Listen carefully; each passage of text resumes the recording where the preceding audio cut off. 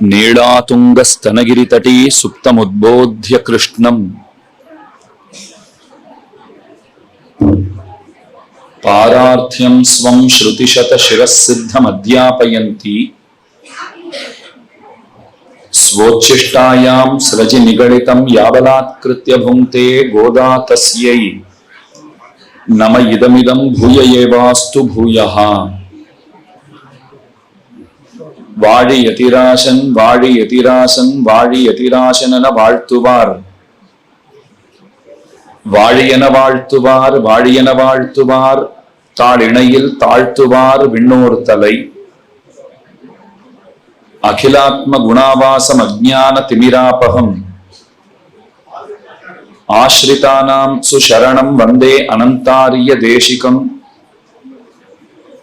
श्रीमते रम्यजामातृ मुनीन्द्राय महात्मने श्रीरंगवासिने भूयात् नित्यश्रीः नित्यमंगलम्।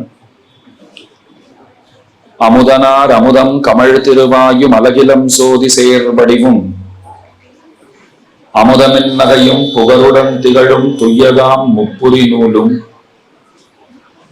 அமைவுடை குருவாய் அடியவர் கொடியாய் விளங்கும் அண்ணங்காரியர்த்தம் அமுதமென்மொழியும் குமுதமென் மலரே நயனமும் நெஞ்சகலாவே.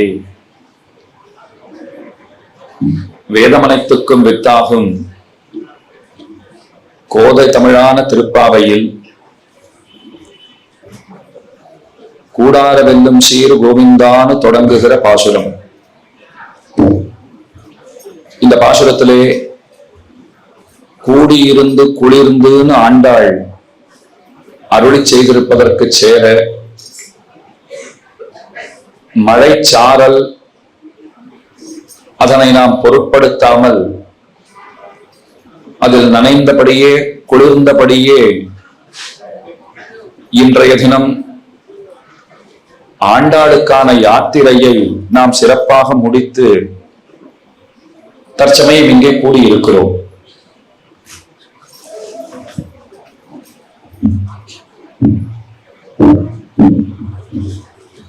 நாதோபாசிகாங்கிற அமைப்பு சிறார்களுக்கும் பெரியவர்களுக்கும் சங்கீத ஞானத்தை போதிப்பதற்காக ஸ்ரீமான் ஸ்ரீ ஊவே எம்பார் கண்ணன் சுவாமி அவர்களாலே தொடங்கப்பட்ட ஒரு அமைப்பு. சங்கீத சாஸ்திரத்திலே வல்லுநரான அவர் பற்பலருக்கும் நேரடியாகவும்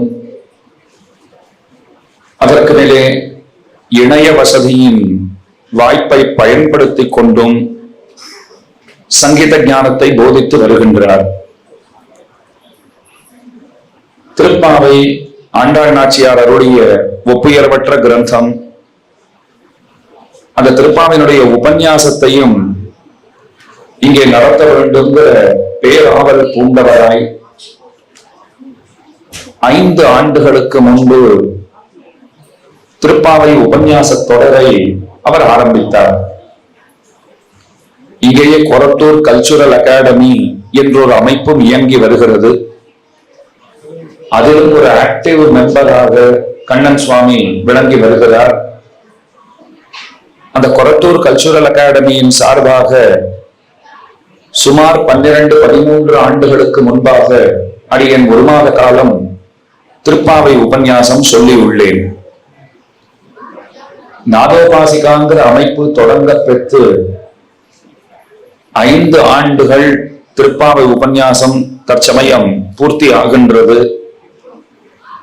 அதில் கடந்த 3 வருடங்களாக இவ்விடத்திலே உபன்யசிக்கும் பேற்றை அடியேன் பெற்றிருக்கிறேன்.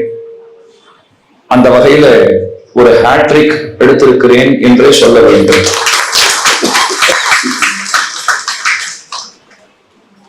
சுமாராக 25 ஆண்டுகளுக்கு முன்பு காஞ்சிபுரத்திலே அடியனுடைய திருப்பாவை உபன்யாச பயணம்ங்கிறது தொடங்கியது. பேசணுங்கிற ஆசை, அந்த ஆசை உந்த பேசத் தொடங்கியவன் அடியேன். ஆசையும் இருந்தது, பெரியோர் ஆசையும் இருந்தது. ஆசையும் ஆசையும் கைகூடியபடியினாலே 25வது ஆண்டு உங்கள் அனைவரோடும் கொண்டாடும்படியான ஒரு பாக்கியமும் அடியனுக்கு வாய்த்திருக்கிறது. அடியனுடைய இரு மருங்கிலும் எழுந்தருள் இருக்கக்கூடிய பெரியவர்கள் சிறந்த திவ்ய தேசங்களிலே தொண்டு பூண்டொழுகும் தன்மையினர். வலப்புறத்தில் எழுந்தருள் இருப்பவரான சுவாமி திருவாலை திருநகரி எம்பார் திருவம்சத்தைச் சேர்ந்தவர் ஸ்ரீமத் வேதமார்க்க பிரதிஷ்டாபனாச்சாரிய உபய வேதாந்தாச்சாரியரான ரங்காச்சாரிய சுவாமி திருவாலை திருநகரியிலே ஸ்தலத்தாராக எழுந்தருளியிருந்து திருமங்கவந்தனுக்கும் அங்குரையும் பெருமானுக்கும் வழிவிழா வடிமை செய்து வருபவர். அருளிச்செயல் அமுதங்கிற பாலை பெருமானுக்கும் ஆழ்வாருக்கும் புகட்டும் அவர்னு சொல்ல வேண்டும். மற்றொரு புறத்திலே எழுந்தருளி இருப்பவராய் அடியனுடைய தமையனாரான சுவாமி ஸ்ரீமத் வேதமார்க்க பிரதிஷ்டாபனாச்சாரிய உபய வேதாந்தாச்சாரியரான பெருமாள் கோயில் பிரதிவாதி பயங்கரம் ராஜஹம்சாச்சாரிய சுவாமி. இன்றைக்கு அடியன் பெரிய விசேஷமாக பாக்கியமாக எதனை கருதுகின்றேன்னால், அடியன் முதல் தடவை உபன்யாசம் தொடங்கும் போது சாத்து முறை நிகழ்ச்சிக்கு சுவாமியினுடைய திருத்தகப்பனார் அடியனுடைய பெரியண்ணா எழுந்தருளி அடியனை அனுகிரகித்திருந்தார்.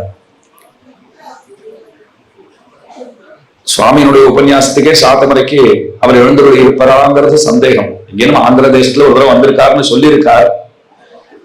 இருந்தாலும் நம்முடைய குழந்தை ஒரு முயற்சி செய்து சொல்லுகிறான்கிற ஒரு அபிமானத்தோட காஞ்சிபுரத்துல திருமலை அனந்தாழ்வான் சன்னதியிலே நடைபெற்ற அந்த உபன்யாச நிகழ்ச்சியில் சுவாமியினுடைய திருத்தகப்பனார், அதாவது அடியன் அடிக்கடி உபன்யாசங்களிலே கீர்த்திமூர்த்தி மகாவித்வான் காஞ்சி பிரதிவாதி பயங்கரம் சுவாமி என்று அவ்வப்போது சொல்லி நீங்கள் கேட்ட உண்டு. அந்த சுவாமியினுடைய திருக்குமாரர் தான் இந்த சுவாமியினுடைய திருத்தகப்பனார். அதாவது காஞ்சி பிரதிவாதி பயங்கரம் சுவாமியினுடைய திருப்பேரனார் இன்றைய தினம் இங்கே எழுந்தருளி இருக்கிறார். இது தனி சிறப்பு, இது மறுக்க ஒண்ணாத சிறப்பு. ஆனாலும் அது அவர் பிரயத்னப்பட்டு சம்பாதித்தது இல்லை, தானாக அமைந்த ஒரு சிறப்பு. அதற்கு இன்னமும் விசேஷம் உண்டு, மறுப்பதற்கில்லை. ஆனா காஞ்சி பிரதிவாதி பயங்கரம் சுவாமி, நீர் எத்தனையோ சிறப்புகளை பெற்றிருக்கிறீர், அதிலே தலையாய சிறப்பாக எது தன்னை கருதுகிறீர்னு கேட்ட போது தேவப்பெருமாள் சன்னதி அத்தியாபகங்கிறது தான் எனக்கு பெருமை என்று அவர் தெரிவித்தாராம். அவருக்கு பிற்பாடு அவருடைய திருக்குமாரர் தந்தையாரை போலே தந்தையை இன்னமும் மெஞ்சும் வகையிலே விசேஷமாக தேவப்பெருமாளுக்கு அருளி செயல் கைங்கரியம் செய்து வந்தார். காஞ்சிபுரத்துல செல்வமணி சுவாமி, இன்னும் சொல்ல போனா செல்லமணி மாமா, இன்னமும் சொன்னா தலைவர் அப்படின்னு ஒரே வார்த்தையில முடிச்சிருவார். அத்தனை ஏத்தம் அவருக்கு. அவர் கோட்டையில எழுந்தருளி விட்டார்னு சொன்னால் அந்த இனிமையான குரல், அந்த குரல் வளத்தோட அவர் அருளி செயல் ஓதுகின்ற அந்த பாங்கு இருக்கிறதே, அதை வருணிப்பதற்கு வார்த்தைகள் போதா. அவருக்கு பிற்பாடு நம்முடைய ராஜஹம்சாச்சாரிய சுவாமி காஞ்சி தேவ பெருமாளுக்கு அனவரதமும் அருளி செயல் கைங்கரியத்தை செய்து வருகின்ற ஒப்புயர்வற்ற பெருமை படைத்தவர். ஏன்னா வரதராஜ பெருமாள் அடியன் அன்னைக்கே ஒரு நாள் விண்ணப்பித்திருந்தேன். சுரராஜன் அவருக்கு திருநாமம், அதான் தேவராஜன் சொல்றோம். சுரர்கள்னா தேவர்கள், அவர் சுரராஜன் என்று பாசுரராஜன் சொல்ல வேண்டும். பாசுரங்களை ஆள்பவராக இருக்கிறார். அவர் வரதராசர், இவரை வதனராசர்னு சொல்லணும். ஏன்னா வதனம்னா முகமண்டபம், முகம். வதனத்திற்கு ஏது அழகு, பாசுரங்களை ஓதுகையே அழகு. அப்ப வதனராசர் வரதராசருக்கு கைங்கரியம் பண்ணுகிறவர். அதனால 25 ஆண்டுகளுக்கு முன்பு சுவாமியினுடைய திருத்தகப்பனார் எழுந்தருளி இருந்து அடியனை அனுகிரகித்த அந்த நிலைமை, அந்த கணம், அதை தற்சமயமும் அடியேன் உள்ளுக்குள்ளே உள்ளுகின்றேன். சுவாமியினுடைய திருத்தாயார் அடியனுடைய உபன்யாச நிகழ்ச்சி எங்கு நடந்தாலும் சரி, சென்னையில கூட பல திருப்பாவ உபன்யாசங்கள் சாத்தமுறை எல்லாம் நடந்த காலத்திலும் எங்க அம்மா கூட வந்திருக்க மாட்டா, உண்மையா சொல்றேன். ஆனா எங்க பெரியம்மா கண்டிப்பா வந்துடுவா. நீங்க வரீங்களான்னு கேட்டுட்டா போதும், வரனே. இத்தனைக்கும் ஆத்துல பொங்கல் பண்டிகை எல்லாம் இருந்தாலும் சரி, அது டிடிடி இன்ஃபர்மேஷன் சென்டர்கள் அடியன் பண்ண உபன்யாசமா இருக்கட்டும், சாத்தமறையா இருக்கட்டும், திருவல்லிக்கேணி சாத்தமறையா இருக்கட்டும், வில்லிவாக்கத்துல நடந்த சாத்தமரையா இருக்கட்டும், இப்படி பல இடங்களிலே கூப்பிட்ட உடனே ஆசீர்வதிப்பதற்காக வந்து அனுகிரகித்தவர். அவர்கள் இருவரையும் இக்கணமடியை நினைவு கூறுகிறேன். இன்றைய தினமே திருப்பாவை சாத்தமரை வைத்துக் கொள்ளலாம்ங்கிறது கண்ணன் சுவாமியினுடைய அபிப்பிராயம். அடியன் சொன்ன 3 பாசுரங்கள் இன்னமும் இருக்கின்றன. அடியன் பள்ளிக்கூட நாள்ல இருந்து ரொம்ப பின்தங்கிய மாணவன், ஸ்கூல் படிக்கிற நாள்ல இருந்தே அப்படித்தான். அதனால பாசுரங்களிலும் கூட தினமும் அந்தந்த நாள் பாசுரத்தை முடித்து விட்டோமான்னு சொன்னால் 24வது பாசுரம் வரைக்கும் தான் தற்சமயம் இங்கே அனுபவத்திற்கு விஷயமாக ஆகி இருக்கின்றது. 6 பாசுரங்கள் மிச்சம் வைத்திருக்கிறோம். அதுக்காக ரொம்ப அவகாசம் எடுத்துக்க மாட்டேன், அதை முதல்லயே சொல்லிட்டேன்.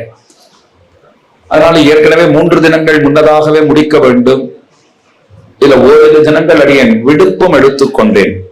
ஏன்னா நாங்கள்லாம் உத்தியோகத்துக்கெல்லாம் போறதில்லை, ஏதோ இந்த பிரச்சார பணியிலேயே இருக்கிறவர்கள். எனக்கு ஒரு ஆசை, யாரை பார்த்தாலும் ஏன் உற்சவத்துக்கு வரலைன்னா லீவு கிடைக்கலன்னு சொல்ற பிறகு அந்த மாதிரி சொல்ற பாக்கியமே நமக்கு இல்லாத போச்சே, வேண்டாம் அந்த பாக்கியம், ஒரு வார்த்தைக்கு சொல்றேன். அதனால லீவு கிடைக்கலன்னு சொல்லணும்னு அவ்வளோ ஆசை. அதுக்காகவே இந்த தடவை 1 நாள் தான் உற்சவத்துக்கு, காஞ்சிபுரத்துக்கு முக்கியமான உற்சவங்களுக்கு போகணுங்கிற ஆசையோட புறப்பட்டேன். ஏன் உடனடியா கிளம்புறேன்னு யாராவது கேட்டா நான் அவ்வளவு பெருமையா சொல்லிட்டேன், எங்களுக்கு லீவு கிடைக்கல அப்படின்னு. இந்த 1 மாசம் தான் அந்த பாக்கியம் எங்களுக்கு அப்படி சொல்றதுக்கு. ஏன்னா மீதி நாளெல்லாம் இதுவே பணியாக இருக்கிறவர்கள், அதனால அந்த மாதிரி சொல்றதுக்கு வாய்ப்பே ஏற்படலை. 1 தினங்கள் ஊருக்கும் சென்று வந்தேங்கிறதுனால இன்னமும் பின்தங்க வேண்டிய ஒரு நிலைமை ஏற்பட்டு போச்சு. இருந்தாலும் சுருக்கமாக, ரத்தின சுருக்கமாக, வெறும் சுருக்கமாக ஒன்று, ரத்தின சுருக்கமாக சில அர்த்த விசேஷங்களை இந்த கோஷ்டியிலே விண்ணப்பித்து கூடியிருந்து குளிர்ந்துங்கிற ஆண்டாளுடைய திருவாக்கிற்கேற்ப நாம் இவ்விடத்திலே அனுபவத்தை செய்து இன்றைய தினம் இங்கே திருப்பாவை சாத்துமரையை தலை கட்டுவோமாக. இந்த பக்கத்துல எழுந்தருள் இருக்கிற சுவாமியினுடைய பரம கிருபைக்கும் அடியேன் பாத்திர பூதன். அவ அப்பாவை பத்தி சொன்னோம் இல்லையோ, சுவாமியினுடைய பெரிய அண்ணா சுவாமி ஸ்ரீ உவே மேல திருமாளிகை திருவாரூர் திருநகரியில் எம்பார் சடகோபாச்சாரிய சுவாமி. அந்த சுவாமி திருவாலி திருநகரியிலே நீர் பூத்த நெருப்பு போலே எழுந்தருளி இருந்தவர். இன்னொன்னு முக்கியமா சொல்லணும்னா குடத்திலிட்ட விளக்க போலையும் எழுந்தருளி இருந்தவர்னு சொல்லணும். மகா ஞானி, மகா மேதாவி, அருளிச்செயல் கடலிலே ஆழ அவகாகித்தவர், ஸ்ரீராமாயணத்திலே நிகரற்ற பாண்டித்யம், தனிப்புலம பெற்றவர், ஸ்லோகங்களை வாச்சோ விதேயமாக அனைத்து ஸ்லோகங்களையும் சொல்ல வல்லவராக, வல்லவராக எழுந்தருளி இருந்தார். அந்த சுவாமி அடியனுக்கு ஒரு 17-18 வயசு இருக்கும் போது அவரை சென்று திருவடி தொழுதேன். என்னன்னு கேட்டார். இந்த மாதிரி வடதேசங்கள்ல தாத்தாவுக்கு சிஷியாள்லாம் இருக்கா, அடிக்கடி வான்னு கூப்பிடுறா, அங்கே போனால் ஸ்ரீ வைஷ்ணவ தீட்சை அவர்களுக்கு தரப்பட வேண்டி இருக்கிறது, எனக்கு எதுவுமே தெரியாது, அதை கற்றுக்கொள்ளணும்னு ஆசை. உடனே 1 வார காலம் திருநகரியிலே அடியன் தங்கி இருந்தேன். மழைக்காலம், அந்த நாளெல்லாம் இன்னமும் பசுமையாக நினைவிலே இருக்கிறது. அனத்தியன காலம், சாயங்காலம் திருவாயூர் நூத்தந்தாரி முன்னாடி பின்னாடி. அடியனுக்கு ஒன்றும் அது சரியா ஓடாது, தெரியாது. அவர் சுவாமி ஒருத்தர் தான், பக்கத்துல நான் ஒருத்தன் தான். அவரே சேவிப்பார். ஊர்ல இவ்வளவு பேர் இருக்கிறார்கள், ஒருத்தரும் வரவில்லை அப்படின்பார். அவர் ஒருத்தர், அடியன் ஒருத்தன். அந்த தோசை வடையெல்லாம் கொடுத்தா திருமால் வடையெல்லாம் அடியனுடைய கொடுத்துருவார். 1 வார காலம் அவரிடத்திலே தங்கி இருந்து பஞ்சசம்ஸ்கார கைங்கரியம், அந்த கர்மம் இருக்கிறதே, அதை எப்படி செய்யணுங்கிறத அவர் தான் சிக்ஷித்தார், சொல்லி கொடுத்தார். அது அப்படியே அவர் சொல்ல சொல்ல எழுதி கொண்ட அந்த நோட்டு புத்தகம் தான் இன்றளவும் பயன்பட்டு கொண்டிருக்கிறது. அதனால் அவர் நினைவு எப்போதும் உண்டு.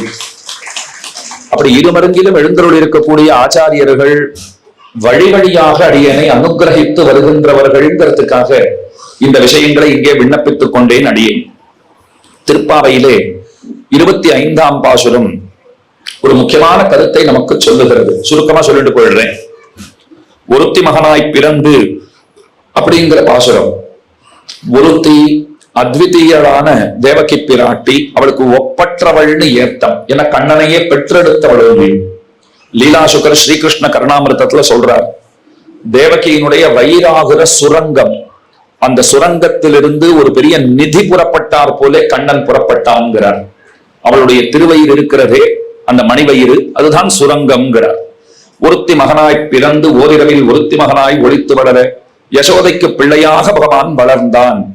பிறந்தான்னு பெருமானை எத்தனை ஏத்துகின்றாள் ஆண்டாள். ஏன்னா ரிஷிகளையும் முனிவர்களையும் நாம போய் கேட்டோம்னால் பகவான் பிறந்தான்னு சொல்றதுக்கு அவர்களுக்கு ஒரு தயக்கம் உண்டு. ஏன்னா பிறந்தான்னு சொன்னால் கர்ப்பகத தோஷம் எல்லாம் உண்டுன்னு புரிஞ்சுடுவா. ஒரு தாய் வயிற்றிலே நாம் கருவாகி வளர்ந்து வெளியிலே வருகிறோம்னு சொன்னால் நிறைய தூய்மையற்ற தன்மை அசுத்தங்கள் எல்லாம் நமக்கு உண்டாகும். கர்ப்பகத தோஷம் எல்லாம் உண்டுன்னு சொல்லுவார்கள். அதனாலதான் 10 நாள் கிடந்த 2ஆம் நாள் இந்த புண்ணியாக வாசனம் எல்லாம் பண்ணி, அதுக்கு மேல பிள்ளை குழந்தையா இருந்தா 30 நாள்கள், பெண் குழந்தையா இருந்தா 40 நாள்கள் அப்படின்லாம் வச்சிருப்பா. அந்த அறைக்குள்ளேயே விடமாட்டா. அதுக்கப்புறம் தான் ஒரு சுத்தி ஏற்பட்டதாக பஞ்சகவ்யம் எல்லாம் தாயாருக்கு கொடுத்து அப்புறம் தான் குழந்தை உள்ளுக்குள்ளேயே அழைச்சிட்டு வருவாங்கிறது நாம் அறிந்திருக்கிற விஷயம். இப்ப கண்ணனை பிறந்தான்னு சொன்னால் இத போல இந்த தீட்டெல்லாம் அவருக்கு உண்டான கேள்வி வருங்கிறதுக்காக இல்ல பிறந்தான்னு சொல்றது பொருந்தாது. கிழக்கு திக்கில சூரியன் உதிக்கிறா போலே அவர் தோன்றினாருங்கிறது தான் பொருந்துங்கிறது ரிஷிகளுடைய முனிவர்களுடைய அபிப்பிராயம். ஆனா ஆண்டாள் பார்த்தா நமக்காக பெருமான் ஒரு கருவிலே தான் குடியிருந்து வெளிப்புறப்பட்டு நம்ம போலவே பிறந்திருக்கிறான்னு சொன்னால், அதுவும் நாம எல்லாம் 9 மாதம் 10 மாதம்னா பகவான் 12 மாதங்கள் இருந்து வெளியிலே வந்திருக்கிறான்னு சொன்னால், தோன்றினான்னா பகவானுடைய திருமுக மண்டலம் வாடி போய் விடுமாம். நான் உங்களை போலவே பிறக்கணும்னு ஆசைப்பட்டு வந்து பிறந்திருக்கேன் அப்படின்னு ஒட்டையும் ஒட்டாமல் பட்டும் படாமல் தோன்றினான்னு சொல்லுகிறீர்களே, இது பொருந்தாதுன்னு அவருடைய அபிப்பிராயம். இந்த அபிப்பிராயத்தை நன்கு புரிந்து கொண்டவளாய் ரொம்ப ஆச்சரியமா என்ன சொல்லியிருக்க ஆண்டாள், பிறந்துன்னு சொன்னா. நாட்டில் பிறந்து படாதனப்பட்டு மனுஷர்காய்டு பாசுரம். கர்மவசியர்களான நாம் படுவதையெல்லாம் கிருபாவசியனாக தான் பட்டார். நமக்கு எத்தனையோ கட்டங்கள் இருக்கு. ஒருத்தர்கிட்ட வந்து கேட்டார், சுவாமி சம்சாரத்திலே சௌக்கியமாக இருப்பதற்கு வழி சொல்லும். அடியேன் சொன்னேன், நீங்க ஒரு விஷயம் முடிவு பண்ணிக்கணும், சம்சாரத்துல இருக்கணுமா இல்ல சௌக்கியமா இருக்கணுமா, அதை முதல்ல சொல்லுங்க. ஏன்னா இந்த உலகத்திலே சௌக்கியமாக இருப்பதற்கு வழி உண்டானால் நாம சௌக்கியமா இருக்கணும்னு நினைத்தாலும் உலகம் சௌக்கியமாக இருக்க ஒட்டாது விடாது. ஏன்னா உலகத்தினுடைய இயல்பே அதுதான். அப்ப இங்க சௌக்கியமா இருக்கணும்னா அது ரொம்ப கஷ்டம், சௌக்கியமா இருக்கணும்னா இங்க இருக்கக்கூடாதுன்னு அர்த்தம். அப்ப எங்கே செல்ல வேண்டும்? அதத்தான் அந்த பாட்டினுடைய இறுதியில் ஆண்டாள் சொல்றா பாருங்க, வருத்தமும் தீர்ந்து மகிழ்ந்தேலோ எம்பாவாயின்னா. கீர்த்திமூர்த்தி மகாவித்வான் காஞ்சி பிரதிபாதி பயங்கரம் சுவாமி ரொம்ப ஆச்சரியமான அர்த்தம் காட்டுறார் இந்த இடத்துல. வருத்தம் தீர்ந்தாலே மகிழ்ச்சின்னு ஆகாதா? நல்லா கேட்டுக்கோங்க. எனக்கு ஏதோ கடன் இருந்தது, இவருக்கு 10,000 ரூபாய் தரணும். இவர் கேட்டார், என்னப்பா இன்னைக்கு வந்திருக்கேன் கொடுத்துருவியான்னு கேட்டார். ஐயோ சுவாமி கேட்டுட்டார், என்ன பண்றது? இவர்கிட்ட கேட்டேன், அதுக்கு என்ன நான் தரேன் நீங்க கொடுத்துருன்னு விட்டார். இவர்கிட்ட வாங்கி இவர்கிட்ட கொடுத்துட்டேன்னு வச்சுக்கோங்க, அப்பாடா வருத்தம் தீர்ந்ததுங்கிறேன். அப்பவே மகிழ்ச்சி வந்துடுறதோ இல்லையோ? வெளிச்சம் வந்துடுத்து அப்படின்னா எல்லா பொருளையும் நீங்க பார்க்கத்தான் போகிறீர்கள். லைட்டை போட்டாச்சுன்னா வெளிச்சம் வரப்போகுது. வருத்தம் போயாச்சுன்னா மகிழ்ச்சி வந்துடாதான்னா அப்படி எல்லா விஷயத்திலையும் வந்துடும்னு சொல்ல முடியாது. வருத்தம் தீர பெருகைங்கிறது வேற, மகிழ்ந்திடுகைங்கிறது வேற. இதை ரொம்ப அழகா அவர் பிரித்து காட்டுகிறார். வருத்தம் தீரப்பெருகைன்னா என்னன்னா, இந்த உடலை விடுவதுதான் வருத்தம் தீரப்பெருகை. ஆத்மா உடம்ப விட்டாச்சுன்னா எங்க வேணும்னா போலாம், கதிகள் நிறைய உண்டு. தூமாதி கத்தின்னு சொல்றா, கர்ப்பகதிங்கிறா, யாமிய கதி, அர்ச்சிராதி கதி, இப்படி நிறைய வழிகள் இருக்கு. அந்த தூமாதி கத்தியில போட்டோம்னு சொன்னால் சந்திரனுடைய ஒளியை அடிப்படையாக கொண்டிருக்கிற வழி அது. அந்த மார்க்கத்துல நாம போட்டோம்னு சொன்னா புகமண்டலமா இருக்கும். அது வழியா போட்டோம்னால் சொர்க்கம் முதலான லோகங்களுக்கு செல்லுவதற்கு வாய்ப்பு உண்டு. அது ஆச்சா. கர்ப்பகத்தின்னு இருக்கு, அந்த வழியை பிடிச்சிட்டு போயிட்டா திரும்பவும் ஒரு தாயாருடைய வயிற்றிலே வந்து கருவாக இருக்க போகிறோங்கிறது பொருள். சம்சாரத்திலே திரும்ப வரப்போகிறோங்கிறது அர்த்தம். 2 சொல்லிட்டேன். இப்ப 3ஆவதா இன்னொன்னு இருக்கு, யாமிய கதி. அது நரக வாசலுக்கு கொண்டு போய் நம்மை நிறுத்திவிடும். அப்ப அதெல்லாம் வேண்டாம்னு தோன்றுகிறதோ இல்லையோ? ஸ்வர்க்கத்துக்கு போறத கூட ஒருவனும் விரும்ப மாட்டான். ஏன்னா ஸ்வர்க்கத்துக்கு போயிட்டோம்னா பெரிய கேலண்டர் மாட்டி வச்சிருப்பா, அதை தேதி கிழிச்சுட்டே இருப்பாளாம். தேதி கிழிக்கிறச்செல்லாம் கொத்து கொத்தா பல பேர்களை கீழே பிடிச்சு தள்ளுவா. ஏன் தள்ளுறீங்கன்னா, அவனுக்கு எத்தனை புண்ணியம் இருந்ததோ அத்தனை இங்க அவன் அனுபவிச்சாச்சு. இப்ப திரும்ப புண்ணியங்களை சம்பாதிச்சுட்டுதான் இங்க வரணும், பிடிச்சு தள்ளுறோம். அதை பார்த்தாலே நமக்கு அங்க எந்த சுகத்தையும் அனுபவிக்கணும்னு தோணாதான். ஏன் தெரியுமா? நம்மளையும் பிடிச்சு தள்ளுற நாள் வருமே, அந்த பயத்திலேயே அவங்க இருந்துட்டு இருப்பான். அதனால ஸ்வர்க்கம் ஒருபோதும் ருச்சிக்காது, ரசிக்காது, அது ஆசைப்படவும் கூடாது. சொர்க்கத்தை நாம விரும்ப கூடாது. அப்ப தூமாதி கதி எல்லாம் போய் பிரயோஜனம் கிடையாது. ஒரே கதி அர்ச்சிராதி கதிங்கிறார். சூரிய ஒளியை அடிப்படையாக கொண்டிருக்கிற சூரிய மண்டலத்தை கடந்து அப்பால் சென்று விரஜையிலே நீராடி வைகுண்டத்திலே பகவானை கிட்டுகை. இது ரொம்ப அழகா. முக்தா அர்ச்சிர்தின பூர்வ பக்ஷ ஷடுதன்மாசாப்த மாதாம் சுமத் க்ளவ் வித்யுத் வருணேந்திரதாத்ருமஹிதா சீமாந்த சிந்த்வாப்ளுதா ஸ்ரீவைகுண்டமுபேத்ய நித்யமஜடம் தஸ்மின் பரபிரம்மணः சாயுஜ்யம் சமவாப்யனந்ததி சமம் தேனைவ தன்யப் புமான் என்று நடாதூர் அம்மாள் ரொம்ப ஆச்சரியமாக அருளி செய்திருக்கிறார். ஆதிவாகிகர்கள்னுவா. வழியில நிறைய பேர் வந்தவர் எதிர்கொள்ளன்னு ஆழ்வார் பாடினார் இல்லையோ, அந்த கிரமத்திலே பற்பலர் நம்மை வரவேற்று பெருமானிடத்திலே கொண்டு போய் சேர்ப்பார்கள். அந்த வழியில போனாத்தான் ஜீவன் திரும்ப வரமாட்டான். நச்ச புனராவர்த்ததே நச்ச புனராவர்த்ததேன்னு சொல்லுவார்கள். போயாச்சுன்னா திரும்ப வருதல்ங்கிறது கிடையாது. ஏற்றி வைத்து ஏணி வாங்கி, ஏறத்துக்கு ஏணி இருக்குமே தவிர வரத்துக்கு ஏணி இருக்காது. ஐயோ ஏணி இல்லையேன்னு பதற வேண்டாம். வரத ஒருத்தனும் விரும்பவும் மாட்டான். அங்க போயிட்டு பகவானுடைய கோவை செவ்வாய் கண்டு பெருமானுக்கு கைக்கரியம் பண்ணுகிறவன் இங்க வரணும்னு ஆசைப்பட போறான்னா ஆசைப்படவே போறது இல்லை. அப்ப வருத்தம் தீரப்பெருகை. சரீரத்தை விட்டுட்டோம்னா ஒரு வருத்தம் தீர்ந்து போச்சுன்னு அர்த்தம்.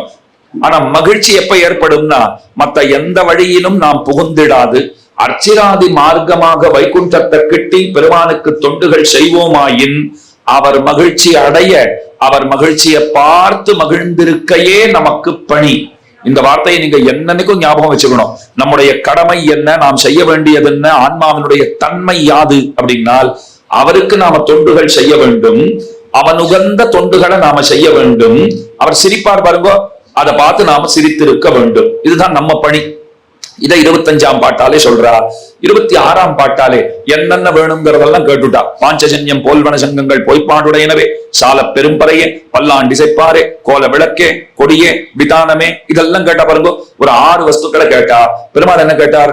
எல்லாம் ஒரு ஆள் ஆட்டுட்டாங்கிறதுக்காக நீங்க இத்தனை பெரிய லிஸ்ட் போட்டு எல்லாத்தையும் கொடுனா என்னால முடியுமான்னு கேட்டார். ஆலி நிலையாய் ஒரு ஆலன் தளிரிலே படுத்துக்கொள்ள தெரிந்த உனக்கு இவை அனைத்தையும் தருவதுங்கிறது சிரமமான காரியமா? சர்வ பலப்பிரதோகி விஷ்ணுன்னு சொல்லுவார்கள். எல்லா பலன்களையும் அருளுகிறவர் அவர்தான். சதயா ஸ்ரத்தையா யுக்தா தஸ்யாராதன மீகத்தே லபதேச்ச ததக்காமான் மயைவ விஹிதான் ஹிதான். கீதையில கண்ணன் பெருமான் ரொம்ப அழகா சொல்றான். அந்தந்த தேவதைகளை பிரார்த்தித்து அவரவர்கள் என்னென்ன வேண்டுமோ கேட்டு பெற்று போகின்றார்கள். ஆனா அர்ஜுனா ஒரு விஷயம் அவ தெரிஞ்சுக்க மாட்டேங்கிறா. அந்த தேவதைகள் எங்க இருந்து வாழ்ந்து போய் அவளுக்கு கொடுக்குறாங்கிறது அந்த பக்தர்களுக்கு தெரிவதில்லை. உடனே அர்ஜுனன் கேட்டான், எங்க இருந்து வாழ்ந்து போறா? எல்லாம் எங்கிட்ட இருந்து வாழ்ந்து போறான்னு. இப்ப அந்தந்த தேவதைகள் இடத்துல போய் தேவதைகள் இதை கொடு அதை கொடுன்னு கேட்டுட்டா அந்த தேவதைகள் பகவான் வீட்டு வாசலிலே வந்து நிற்பார்கள். கொஞ்சம் நீ கொடுத்துட்டியானா, என் கிளைண்ட் ஒருத்தர் இருக்கான், பக்தன் ஒருத்தர் இருக்கான், அவனுக்கு நான் இதை கொடுத்தாத்தான் அவனை தக்க வச்சுக்க முடியுங்கிறான். அதனால அந்தந்த தேவதைகளுக்கு சரி என்ன கேட்டிருக்காரு அவர்? இல்ல புதுசா ஒரு ஃப்ரிட்ஜ் வாங்கணும்னு ஆசைப்பட்டிருக்கார், சரி கொடுத்துரு, எல்லாம் இவர் தான் கொடுக்கிறார். அப்ப இப்படி புரிஞ்சுக்கணும். மத்த பேரெல்லாம் ரீட்டைல் ஷாப் வச்சா போல வச்சிருக்கா, ஒரு ஹோல்சேல் ஷாப் வச்சா போல இருக்கிறவர் பகவான் தானே. இவர்கிட்ட இருந்து மற்றவர்கள் வாங்கி போய் தருகின்றார்கள். எல்லாம் தருகிறவர் அவர்தான், தர வல்லவர் அவர்தான். ஆனா எது நமக்கு நன்மை பயக்குமோ அதைத்தான் அவர் தருவார். ஏன்னா பிரம்மா சிவன் முதலானவர்களை அழைத்து பெருமான் பண்ணுகிற உபதேசமே என்ன தெரியுமா? நீங்கள்லாம் யார் தவம் பண்ணாலும் முதல்ல போய் வரத்தை கொடுத்துடுறீங்கோ, அதுக்கப்புறம் உங்களுக்கு தான் சிரமம் ஏற்படுறது, அப்புறம் என்ன கூப்பிட்டா நான் தான் போய் தீர்த்து வைக்க வேண்டியிருக்கு. இது வெறும் வேடிக்கைக்கு சொல்ல. பரமசிவனாருக்கு ஆசுதோஷர்னு பேரு. என்ன அர்த்தம்? ரொம்ப சீக்கிரமா மகிழ்ச்சி அடைஞ்சுடுவார். அவரை குறித்து தவம் இயற்றுகிறார்கள்னு சொன்னால் அவர் உடனடியாக மகிழ்ச்சியுற்று கோரிய பலன்களை அருளி விடுவார். ஆனா பகவான் நாராயணன் கிட்ட போனோம்னா நாம கேட்கறதையெல்லாம் அவர் தரவே மாட்டார். எது நமக்கு நல்லதோ அதைத்தான் தருவார். அதுல வேறுபாடு இருக்கும் இல்லையோ. கேட்கறதையெல்லாம் கொடுத்துட்டாருன்னா அது பெருமையா? கேட்கறதெல்லாம் கிடைச்ச பிற்பாடு அதனால் நமக்கு நன்மை இல்லைன்னா, அப்ப எது நன்மை பயக்குமோ அதையே செய்ய வல்லவர் பகவான். அதை நல்லா தெரிஞ்சுக்கணும். அதனால கொடுக்கணும்னு நினைச்சுட்டாருன்னா யாவற்றையும் கொடுக்கும் திரள் படைத்தவர், தனி நின்ன சார்பிலா மூர்த்தி அவர், எல்லாம் தரக்கூடியவர். அதத்தான் இந்த 26வது பாட்டாலே நீ எல்லாம் உன்னால தர முடியும் சொன்ன உடனே பகவான் கொடுத்துட்டார். அவர் சொல்றாரா, நீங்க பாஞ்சஜன்யம் போல்வன சங்கங்கள் பல கேட்டீர்கள், என்ன போல 2வதா ஒருத்தன் உண்டா? அது எப்படி சுவாமி? கிடையாது, நீ ஒருத்தர் தான். சங்கும் அப்படித்தான். பாஞ்சஜன்யத்தை போல இன்னொரு சங்கு கிடையாது. அதை தரேன். ஆனா அதை தவிர உங்களுக்கு இன்னமும் சங்கங்கள் வேணும்னு சொன்னீர்களே, சில சங்கங்கள் உண்டு, தருகிறேன். என்ன? ஆனிர இனம் மீள குறித்த சங்கம்னுவா. இவெல்லாம் இந்த இடைப்பிள்ளைகள் எல்லாம் ஆடு மாடுகளை மேய்ப்பதற்காக வனப்பகுதிக்கு செல்வார்கள். அங்க போயாச்சுன்னா ஆடு மாடுகளை அப்படியே விட்டுடுவா, போய் மேய்ச்சிட்டு வாங்குவோன்னு விட்டுடுவா. மரத்தின் கீழே இவெல்லாம் எங்கேயாவது நிழல்ல உட்கார்ந்து கொண்டு பேசுவது, ஆடுவது, பாடுவது, கொண்டு போன சாப்பாட்டை சாப்பாடுறது, இதெல்லாம் பண்ணிட்டு இருப்பா. சாயங்காலம் மணி ஆச்சுன்னா ஒரு பிள்ளை சொல்லுவான், டேய் மணி 4:04 போறதுடா, அந்தி சாயத்துக்குள்ள வீட்டுக்கு போக வேண்டாமா? இந்த ஆடு மாடுகள்லாம் கூப்பிடணுமேன்னா இருடான்னுட்டு ஒருத்தர் எழுந்து பம்பம்னு சங்கநாதம் பண்ணுவான். அந்த ஒலியை கேட்டாச்சுன்னா ஆடு மாடுகள்லாம் புரிஞ்சுக்குமா, ஓ நம்ம எஜமானர்கள்லாம் வீட்டுக்கு போறதுக்கு தயாராயிட்டா, நம்ம அந்த மரத்தின் நிழலுக்கு சரியா அவகிட்ட போயிட்டோம்னா நம்மள பத்திரமா வீட்டுக்கு அழைச்சிட்டு போயிடுவா. அதற்கு பயன்படுத்தப்பட்ட சங்கம் இருக்கிறது, அதை தருகிறேன். இன்னொன்னு புள்ளரையன் கோயில் வெள்ளவெளி சங்குன்னு நீங்களே பாடினீங்களே, அந்த சங்கும் இருக்கிறது, அதையும் தருகிறேன். எல்லாம் சரி, உங்களுக்கு எதுக்கு சங்கு அப்படின்னு பெருமாள் கேட்டார். இவா சொன்னா, நாங்க வந்து இருக்கோம் கூட்டம் கூட்டமான்னு சொன்னா, இப்ப வரைச்ச எத்தனை மேளத்தாளத்தோட நாம வந்தோம், எத்தனை விதமான வாத்தியங்கள், நாதஸ்வரமும் அதுல இருந்தது, பேண்டு கச்சேரி குறைவில்லாமல் இருந்தது, நல்லா சண்டமோளத்தை போல ரொம்ப ஓஹோன்னு அடித்து கொண்டு ருத்ரவாத்தியங்கிற அந்த வாத்தியமும் இருந்தது. அப்படியே நினைச்சுட்டே வந்தேன், கோவிந்தனுடைய திருவிழா ருத்ரவாத்தியம் எப்படின்னா, ருத்ரன் கைங்கரியம் பண்ணணும் வந்திருக்கார், அவ்வளவுதானே சொல்லணும். இப்போ அவரும் கைங்கரியம் பண்ணணுங்கிற ஆசையோட வந்துட்டார் போல் இருக்கு. ஆக கைலாயத்திலே அவர் கேட்டு மகிழும் அந்த வாத்தியத்தையும் இன்றைக்கு கோவிந்தன் கேட்டு மகிழும்படியாக அவர் ஏற்பாடு செய்திருக்கிறார்னு தான் சொல்லணும். அப்ப இத்தனை வாத்திய ஒலிகள் இதெல்லாம் ஏன் ஏற்பாடு பண்ணிருக்கோம்னா, நாம எல்லாம் பெருந்திரளா வரோங்கிறது எல்லாருக்கும் தெரியணும் இல்லையோ, அதைத்தான் ஆண்டாள் சொல்றா. நாங்க போறோம்னா வரோம்னு எல்லாருக்கும் தெரிய வேண்டாமா? சங்கநாதம் விமலன் மடுத்தூதிய சங்கொலின்னு பெருமானுடைய சங்கநாதத்துக்கு இருக்கிற பெருமை எதுக்கும் கிடையாது. நான் முதல்ல என்ன நினைச்சிட்டு இருந்தேன், சுதர்சன ஆழ்வான் இங்க அங்க ஓடி ஓடி நிறைய கைங்கரியங்கள்லாம் பண்றார், இந்த சங்கம் எங்கேயும் போறது கிடையாது. உண்பது சொல்லில் உலகனந்தான் வாயமுதம், கண்பட கொள்ளல் கடல் வண்ணன் கைத்தலத்தே. சாப்பிடுறதுன்னா பெருமானுடைய அதரபானம், அதை நன்னா பருகிடுறது. தூங்கணும்னா அவன் கையிலேயே படுத்தும் தூங்கிடுறது. இது நம்பாள் போல் இருக்குன்னு நினைச்சேன். சாப்பிட்டு தூங்குறவர் அவ்வளவுதான் போல் இருக்கு அப்படின்னு நினைச்சா, அப்படி எல்லாம் கிடையவே கிடையாது. சகோஷோ தார்த்தராஷ்டிரானாம் ஹிருதயானி வியதாரயத்து. ரொம்ப ஆச்சரியமா அர்த்தம் சொன்னா, சுதர்சன ஆழ்வான் போய் சாதிக்கிற காரியத்தை போகாமல் சாதிக்கிற வல்லமை சங்கத்துக்கு தான் உண்டு, பாஞ்சஜன்யத்துக்கு தான் உண்டு. அவரை தன்னுடைய திருவாயிலை வைத்துக் கொண்டு பெருமான் ஊதத் தொடங்கினால் அந்த சத்தத்தை கேட்ட மாத்திரத்திலே துரியோதனாதியர்களுடைய இதயங்கள் எல்லாம் பிளந்து போயிற்று அப்படின்னு கீதை சொல்லுகிறது. இன்னொரு ஆச்சரியமான பிரமாணமும் உண்டு. பகவான் சங்கநாதம் பண்ணினா சத்தியலோகத்துல இருக்கிற பிரம்மா அவர் பயப்படுறாராம், இதோ பூகம்பம் வந்துட்டு போல் இருக்கு, நடுக்கம் ஏற்படுகிறதாம். பரமசிவனார் கையில் இருக்கிற திரிசூலம் நழுவுகிறது. அத்தனை பெரிய ஒலி பெருமானுடைய சங்கநாதம் மங்களங்களை அருள வல்லது. தீயவர்களுக்கு, ராட்சசர்களுக்கு, அசுரர்களுக்கெல்லாம் ஒரு அச்சத்தை கொடுத்து அங்கேயே அவர்களை முடிக்க வல்லது. அதனால பாஞ்சஜன்யம் போல்வன சங்கங்கள் பொய்ப்பாடுடையனவே. சால பெரும் பறையே, பெரிய பறை வேண்டும்னா 2 பறை தரேனுட்டார் பெருமாள். 2 மோடம் கொடுக்கிறேன் உங்களுக்கு. நான் திருவிக்கிரமாவதாரம் பண்ணின போது ஜாம்பவான் பறையடித்துக் கொண்டு சுற்றி சுற்றி வந்தார், அந்த பறையை தரேன். இன்னொன்னு, கன்ற பரகரங்க கூத்தாடினவன் நான். இடுப்புல ஒரு பறைய மோரத்தை கட்டி கொண்டு அதை நல்லா வாசித்துக் கொண்டே மணலிலே இப்படியும் அப்படியுமாக புரண்டு ஆடுவதிலே பெருமான் சமர்த்தன் கண்ணன். அந்த மோளத்தையும் உங்களுக்கு கொடுத்துடுறேன். அதுக்கு மேல என்ன கேட்டுங்க, பல்லாண்டு இசைப்பார் 2 பேரை தரேன். உங்க அப்பா பெரியாழ்வார கூட ஒரு பல்லாண்டு பாடுறதுக்கு ஒருத்தர் வேணுமா? அவர் கூடவே இருக்கார். நம்ம ஆழ்வாரையும் தருகிறேன். ஆழ்வார்களை அழிச்சுட்டு போங்க. பல்லாண்டு இசைப்பாரே கோல விளக்கே, விளக்கு வேணும்னு கேட்டீர்களா? நப்பின்ன பிராட்டி தான் விளக்கு. 20ஆம் பாசுரத்தினுடைய இறுதியிலேயே நப்பின்ன பிராட்டி வந்துவிட்டால் விளக்கு உங்கள்கிட்ட வந்தாச்சு. கொடி விதானம், கொடின்னு சொன்னால் கருளக்கொடின்னு சொல்லுவார்கள். பெருமானுக்கு கருடத்வஜன்னு திருநாமம் இருக்கும் இல்லையோ, அதையே கொடுத்துட்டார். கொடி எதுக்குன்னா, தூரேந்து பார்த்தாலே தெரியணும் கூட்டமா இவ வந்துட்டு இருக்காங்கிறது. அதுக்கு ஒரு அடையாளம் வேணும் இல்லையோ. கொடி விதானம், ஆதிசேஷன தரேன். பனி தெரியாமல் இருப்பதற்கு நான் என்ன பீதாம்பரங்களையும் உங்களுக்கு தருகிறேன், வஸ்திரங்களையும் தருகிறேன், ஆதிசேஷனையும் தருகிறேன், பனிப்பொழிவிலிருந்து உங்களை தற்காத்துக் கொள்வதற்காக இதெல்லாம் கொடுக்கிறேன். திருப்தியான்னு கேட்டார் பெருமாள். நியாயமா நம்ம என்ன சொல்லணும், என்னென்ன அட்டவணை போட்டு கொடுத்தேனோ அதெல்லாம் தரேன்னு சொல்லிட்டாருன்னா, இப்படித்தானே தலையாட்டணும், ஆண்டாள் இப்படி தலையாட்டினா இல்லைன்னா இன்னும் என்ன வேணும், விடவே மாட்டீர்களா, இன்னும் என்னதான் ஆசைப்படுறீங்கன்னு கேட்டிருக்காரு. அதுக்கு பதில் சொன்னா, இதெல்லாம் நோன்பிற்கு அங்கமாக என்னென்ன வேணுமோ அதெல்லாம் கேட்டுட்டோம், நீ தரேன்னு சொல்லிட்ட. நோன்பை அனுட்டித்து உன்னை கிட்டிய பிற்பாடு உன்னிடம் பெற வேண்டியது பல உண்டு அப்படின்னு ஒரு குண்டை தூக்கி போட்டா. பெருமாள் பார்த்தார், என்னது இன்னமும் தேவைப்படுறது இருக்கா உங்களுக்கு, இத்தனை வாங்கின்ற பிற்பாடும் இன்னமும் ஆசை இருக்கிறதா? நன்னா கேட்டுக்கோ பெருமாளே, இதெல்லாம் நோன்பிற்கு அங்கமாக தேவையாவது. நோன்பு முடிஞ்சாச்சு உங்ககிட்ட வந்தாச்சுன்னா அப்ப சில விஷயங்கள் எங்களுக்கு வேண்டும், அதையும் தர வேண்டும். அது என்னன்னு அவர் கேட்டார் பாருங்க. அதுதான் இன்றைய பாசுரத்தாலே சொல்லப்படுகிறது. கூடார வெல்லும் சீர் கோவிந்தா. என்ன அழகா கூப்பிட்டுருக்கா பாருங்க. இங்க கூட கூடார வள்ளின்னு தான் எழுதியிருக்கா, அது உங்களுக்கு புரியணும்னு எழுதியிருக்கா. இப்ப பக்கத்துல ராஜஹம்சாச்சாரிய சுவாமின்னு சொன்னேன், எழுந்தருள் இருந்தாரே, அவருடைய திருத்தகப்பனார்னு ஒருத்தரை பத்தி சொன்னோம் இல்லையோ, ரொம்ப ஹாஸ்யமா பேசுவார் அந்த சுவாமி. நம்பிள்ள சந்நிதியின் காஞ்சிபுரத்துல சந்நிதி இருக்கு, அவர்களுடைய சந்நிதி. அங்க ஒரு சமயம் இந்த திருப்பாவை தினப்படி நித்தியப்படி மார்கழி மாசத்துல அனுசந்தானம் உண்டு, கார்த்தால கோஷ்டி உண்டு, அதுக்காக போயிருந்தேன். அவர் வாசல்ல சொல்லிட்டு இருந்தார், இன்னைக்கு கூடார வெல்லும் சீர்ப்பா, ஆனா ஊர்ல போனா எல்லாம் கூடாரவல்லி கூடாரவல்லின்னு சொல்லிட்டு இருப்பா. அது கூடாரவல்லியும் கிடையாது, கோமலவல்லியும் கிடையாதுன்னு காதுல விழுந்துட்டே இருக்கு இப்போ வரைக்கும். அவர் சொல்லி 25-30 வருஷத்துக்கு முன்ன சொன்னது. கூடாரவல்லியும் கிடையாது, கோமலவல்லியும் கிடையாது, அது கூடார வெல்லும் சீர்னு பாசுறோம் அப்படின்னு சொல்லிட்டு இருந்தார். ஆனா எல்லாருக்கும் புரியணும்னு அப்படி எழுதி போட்டிருக்கான். வேற ஒண்ணும் கிடையாது. இப்ப கூடார வெல்லும் சீருங்கிறத விட அதை கூடார வல்லின்வா, இன்னும் சில பேர் கூடார வல்லின்வா. அது என்னமோ கூடூர் பக்கத்துல இருக்கு போல் இருக்காது, என்னன்னு தெரியல. அதனால கூடார வல்லி அப்படின்னு பேர் வச்சிருப்பா. கூடாரை வெல்லும் சீர் கோவிந்தா. கூடார்னா என்ன அர்த்தம்னா சேரமாட்டேன் என்று இருக்கிறவர்கள், பெருமானோட சேரமாட்டேன் அப்படின்னு நிறைய பேர் இருக்காரு இல்லையோ, அவர்களுக்கு தான் கூடாதவர்கள், கூடார் அப்படின்னு பேரு. கூடாதவர்கள் யார் யாருன்னா கீர்த்திமூர்த்தி மகாவித்வான் காஞ்சி பிரதிமாத பயங்கர சுவாமி ரொம்ப அழகா அர்த்தம் காண்பிச்சார். 3 வகைப்பட்டவர்கள்னா பெருமானோட கூட மாட்டேன்னு சொல்றவா 3 வகைப்பட்ட அதிகாரிகள். யார் யாருன்னா முதல்ல பக்தன்னார். பக்தன் அப்படி சொல்லுவானா? பெருமானோட சேரமாட்டேன்னு பக்தன் சொல்லுவானா? அவர் சொல்றார், சொல்லுவார், பக்தர் சொல்லுவார், சேரமாட்டேங்கிறார். 2வது நாஸ்திகர்கள். இது உங்களுக்கே தெரியும், நாஸ்திகர் சேரமாட்டேன்னு தான் சொல்ல போறார். 3வதா இருக்கிறவா உதாசீனர்கள். எனக்கு பக்தியும் இல்ல வெறுப்பும் இல்லைங்கிறார். கோயிலுக்கும் போக மாட்டேன், வெய்யவும் மாட்டேன், அவர் பாட்டுக்கு அவர் இருக்கார், நான் பாட்டுக்கு நான் இருக்கேங்கிறான்.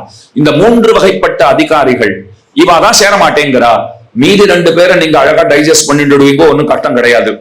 இதுல நம்ம ஜீரணிக்க கஷ்டமா இருக்கிற விஷயம், பக்தன் பெருமான சேரமாட்டேன்னு சொல்லுவானா? அவன் அப்படியே துடிச்சுட்டு இருப்பானே, சுவாமி பகவானோட சேரமாட்டேனா அப்படின்னால் பக்தனும் சேரமாட்டேன்னு சொல்லுவான். ஏன் தெரியுமா?